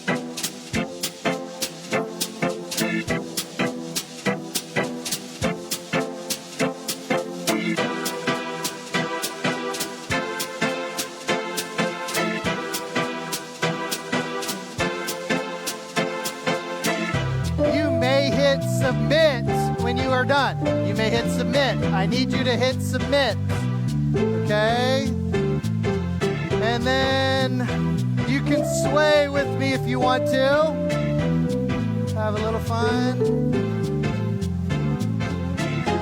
Yes, finish. Yes, finish.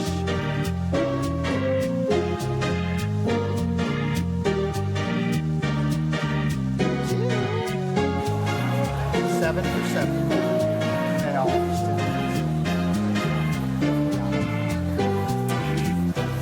All right. This is the end of our voting, so you need to hit submit because we are about to look at the results. Judges need you to also hit finish on yours.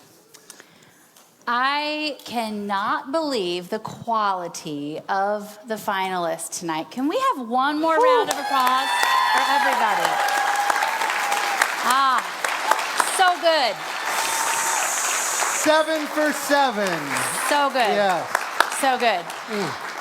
We forgot one thing. Maybe we forgot more, but there's one thing I know of. Mr. Joe May forgot to do a shout out to his mother, Catherine, who is here tonight. She is 95 years old. Hello, Catherine. We're glad you're here. She's in the glass room. We're glad you're here. Also, Mr. Clayton Whitson pulled me aside and said that the Madison County Chamber of Commerce not only wants to donate a membership to the grand prize winner, but he wants to give one to all 7 finalists. Thank you. Thank you, Clayton. It's a big deal. Thank you. You got to go decide. Yes. Not you. Yes. Our independent panel of judges needs to decide. So I'm going to send them off. Okay, here we go. To deliberate. I think you can keep the egg. It's a parting gift. While they're gone, while they're deliberating, we have a few things to talk about. First, a couple of thank yous. Dr. Anna Stump, sitting up here, has been tremendous. Anna, would you stand? Let's give her a round of applause.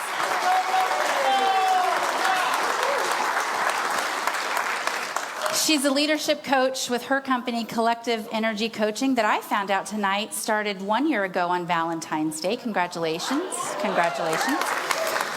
She's been doing one-on-one coaching with all of our pitch finalists. She's done a fantastic job. We've had such good feedback. Thank you so much for your service to the pitch. I also want to talk about something near and dear to my heart. So I am the executive director of Bankable. And at Bankable, we make small business loans to entrepreneurs who aren't quite ready for a loan at the bank.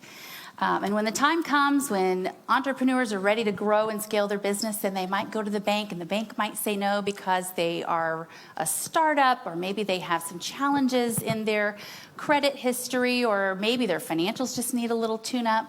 When the bank says no, most of the time Bankable can say yes. And we make small business loans up to $350,000 with fair and affordable terms. We have... I don't know if I can say this. Luann, are you here with the SBA? I see her. We just got an award for Bankable. We were awarded Mission Lender of the Year for 2025 from the SBA. Thank you, Luann.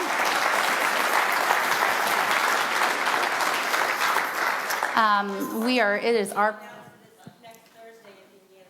Don't tell anybody until next Thursday when it's announced.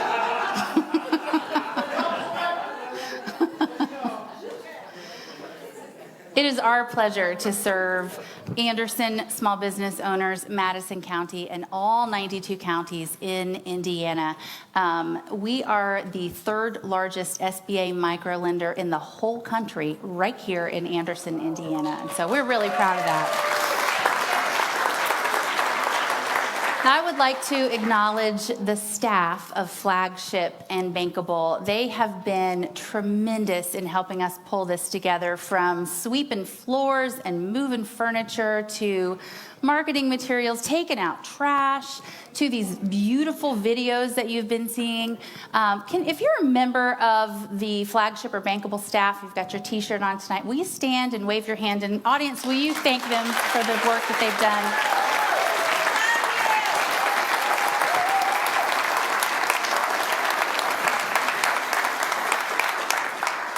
All right, I want to talk a little bit about our sponsors for tonight.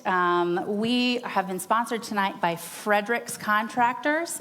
If you walked in on this side of the building, you saw a lot of dust and dirt and construction. We are remodeling that side of the building. Come back soon. You'll see the beautiful work. Frederick's is working on that for us and sponsored this tonight's pitch. Thank you, Frederick's, for your work.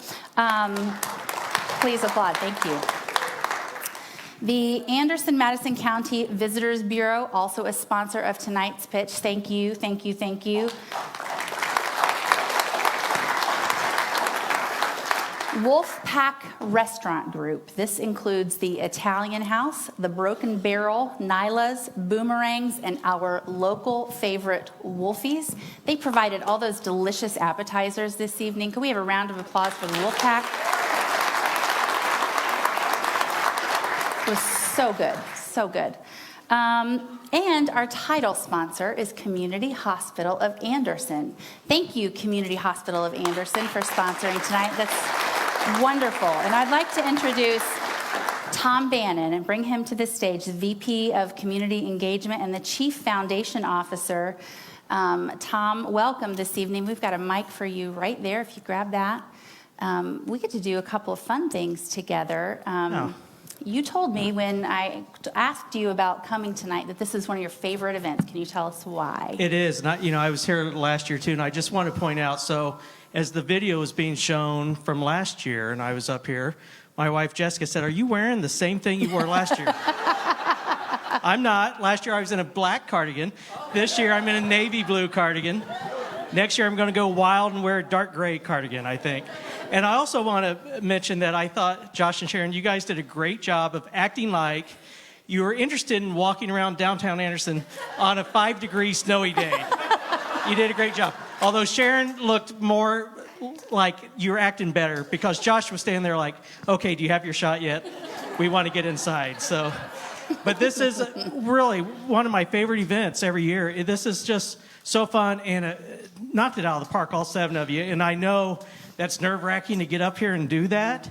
And, it's a full house and just a wonderful event. And, I mentioned this last year. We're in an exciting time for all of us to be leaders and members of this community because, we've had, if you look at the history, there's been a lot of ups and downs, that gas boom and then the auto boom. Well, we're on our way back up again, and we get to be a part of that. And it's going to be a few years before we really see it. But we're on the way up, and this is a great example tonight. So thank you for that. You're welcome. Thank you. Tom, tell us a little bit about some of the work that you are doing in the community through the foundation and through Community Hospital. Well, of course, the hospital, works hard to take care of people when you're within our building, but we also are very much wanting to take care of the community to maybe so you don't have to come into our building and be a patient. So some of the things we're doing, we have the community farm, and you heard from Michael. He's our farm project coordinator, and I just want to point out we're sponsors, but we're not judges. So Michael doesn't have an unfair advantage with that. But then we also have an initiative called Community in Motion, and that is to reduce barriers and increase opportunities for physical activity in Madison County. So there's a lot of things we're doing with that. We're into our 3rd summer with that, and it's really growing, and you're going to see some exciting things with that this summer.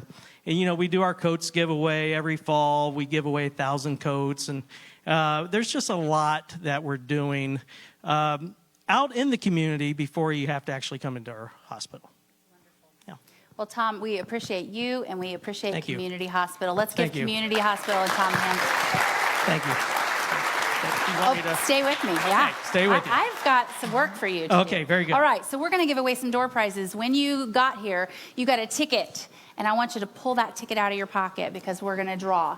So, Tom, right. you're going to be my drawer. Okay. We are drawing for a gift bag from Ruby's Cafe and Bakery with a $25 gift card and 4 cake balls. Very nice. All right, you got your tickets ready? 296-282. Can we open the door? Yeah, if we need to open the doors in the 296-282. Anybody? Right Got up it, there. right All here. right, Very good. All right. All right, we got a gift card from PBDT. I'm so sorry, Glenda. PBD Jockey, Palette Queen, a gift certificate for palette removal service. 296-319. 319.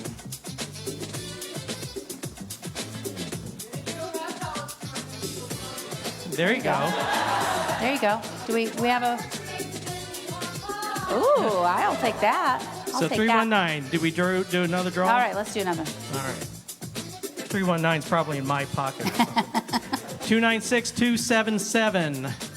277. Oh my goodness. Let's do a third one. 193. Well, there we go. There we go. Thank you. All right. And, you know, there's a good chance he's not the winner, but he thought, nobody's going to argue with me if I raise my hand. Just raise your hand. Yeah. All right, 2 Flowers, a $25 gift certificate from 2 Flowers. Let's see. 296-293. 293. All right, let's try again. All right. Are you guys really looking at your ticket? Yeah, right. I don't know. 209. 296-209. There we go. Hey, we All got right. a winner. Let's do this one. Okay. We have a really special, they're all really special, but Yeah. this one's kind of neat. This is a cake from Inspired Delicious Designs. It's a pitch cake. It's 2 tiers. I don't know if you can see it here. The top tier, isn't that great? Look at that. The top tier is gluten-free red velvet, and the bottom tier is lavender vanilla. It's got her signature icing all over it and a Rice Krispie character covered in fondant. Wow. It's awesome, Kayla. Thank you. Where's Kayla? 296-318. Who gets the cake? Hey. Yeah. All right. Yes. Come see us afterward. We'll box that up. Do we for have you. a winner? 318. Do we have a winner? I didn't hear anything. All right. Let's see. Tom, let's throw some T-shirts into All the right, audience. sure. We've got a bankable beach towel, and we've got some pitch T-shirts. Just start tossing. Just start tossing. Maybe you ladies can help too. Here we go. All right, this one's big. Be careful.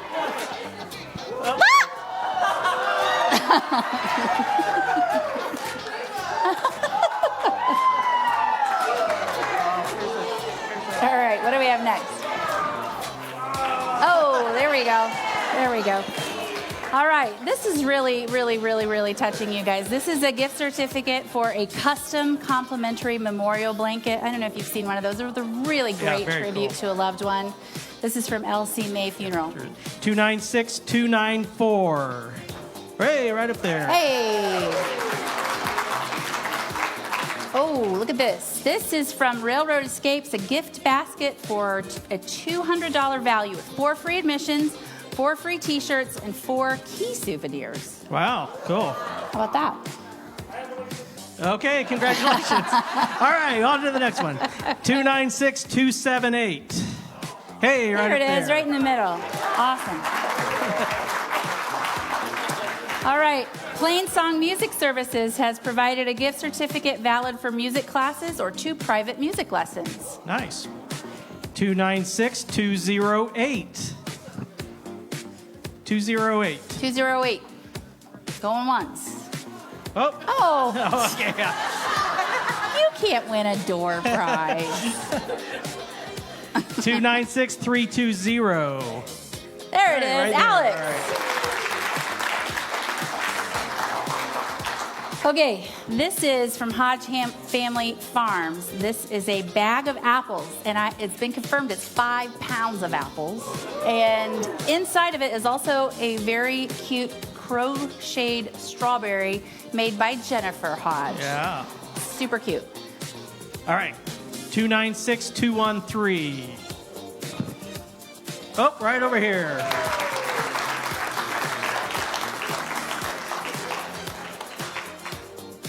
All right. Let's see. Little Shop of Floras provided us with a plant. It's a rubber tree plant, but it's not your average rubber tree plant. It's a Teneki rubber tree plant. And that means it has variegated leaves and it's really beautiful. It looks so healthy. Very nice. If you need help trying to take care of it, see Sharon. She'll make house calls, right? She will. All right. 296289.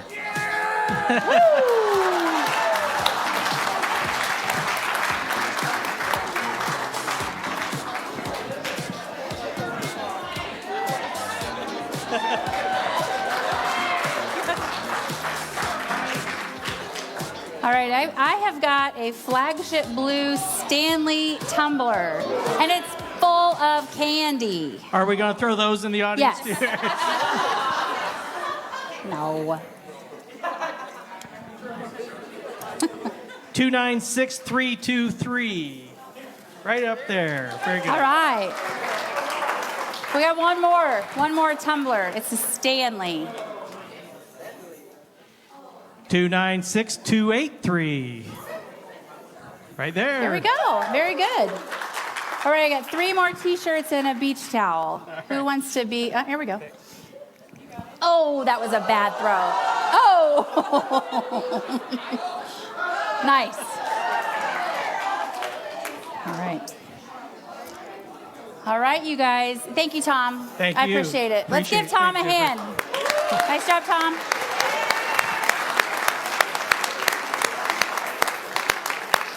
I see our judges. That appears to be the end of our program this evening. Fred, come on up. How'd it go? It was really, really tough. But I have 2 cards. Woo! I was nervous that we were going to run out of door prizes and you wouldn't be back. You was right on time. Yeah, we wrestled on some things, and I do have to say, the judge vote and the crowd vote was the same. That's good. That's good. Hey, judges, thank you for traveling near and far and spending your evening with us and all the prep beforehand. We just want to thank you and recognize you. Can we have a round of applause for our judges? Thank you, thank you, thank you.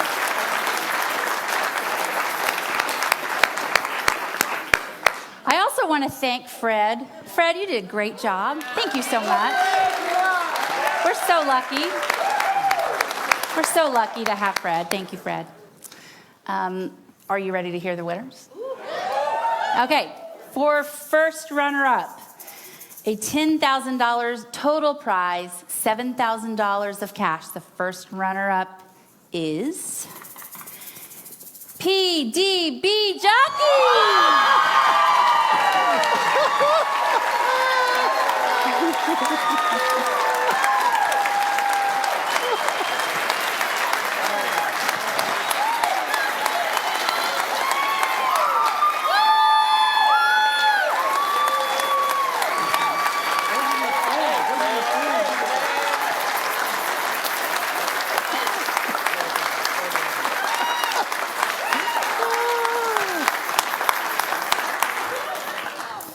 All right, the grand prize winner.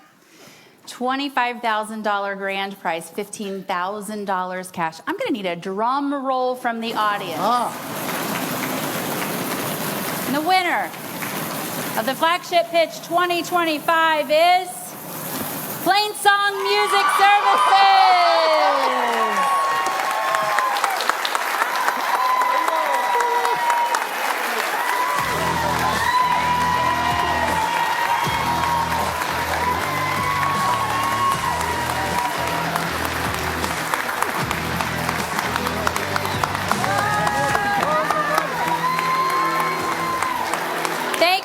coming. Have a good night. Thank you. Good night. Congratulations.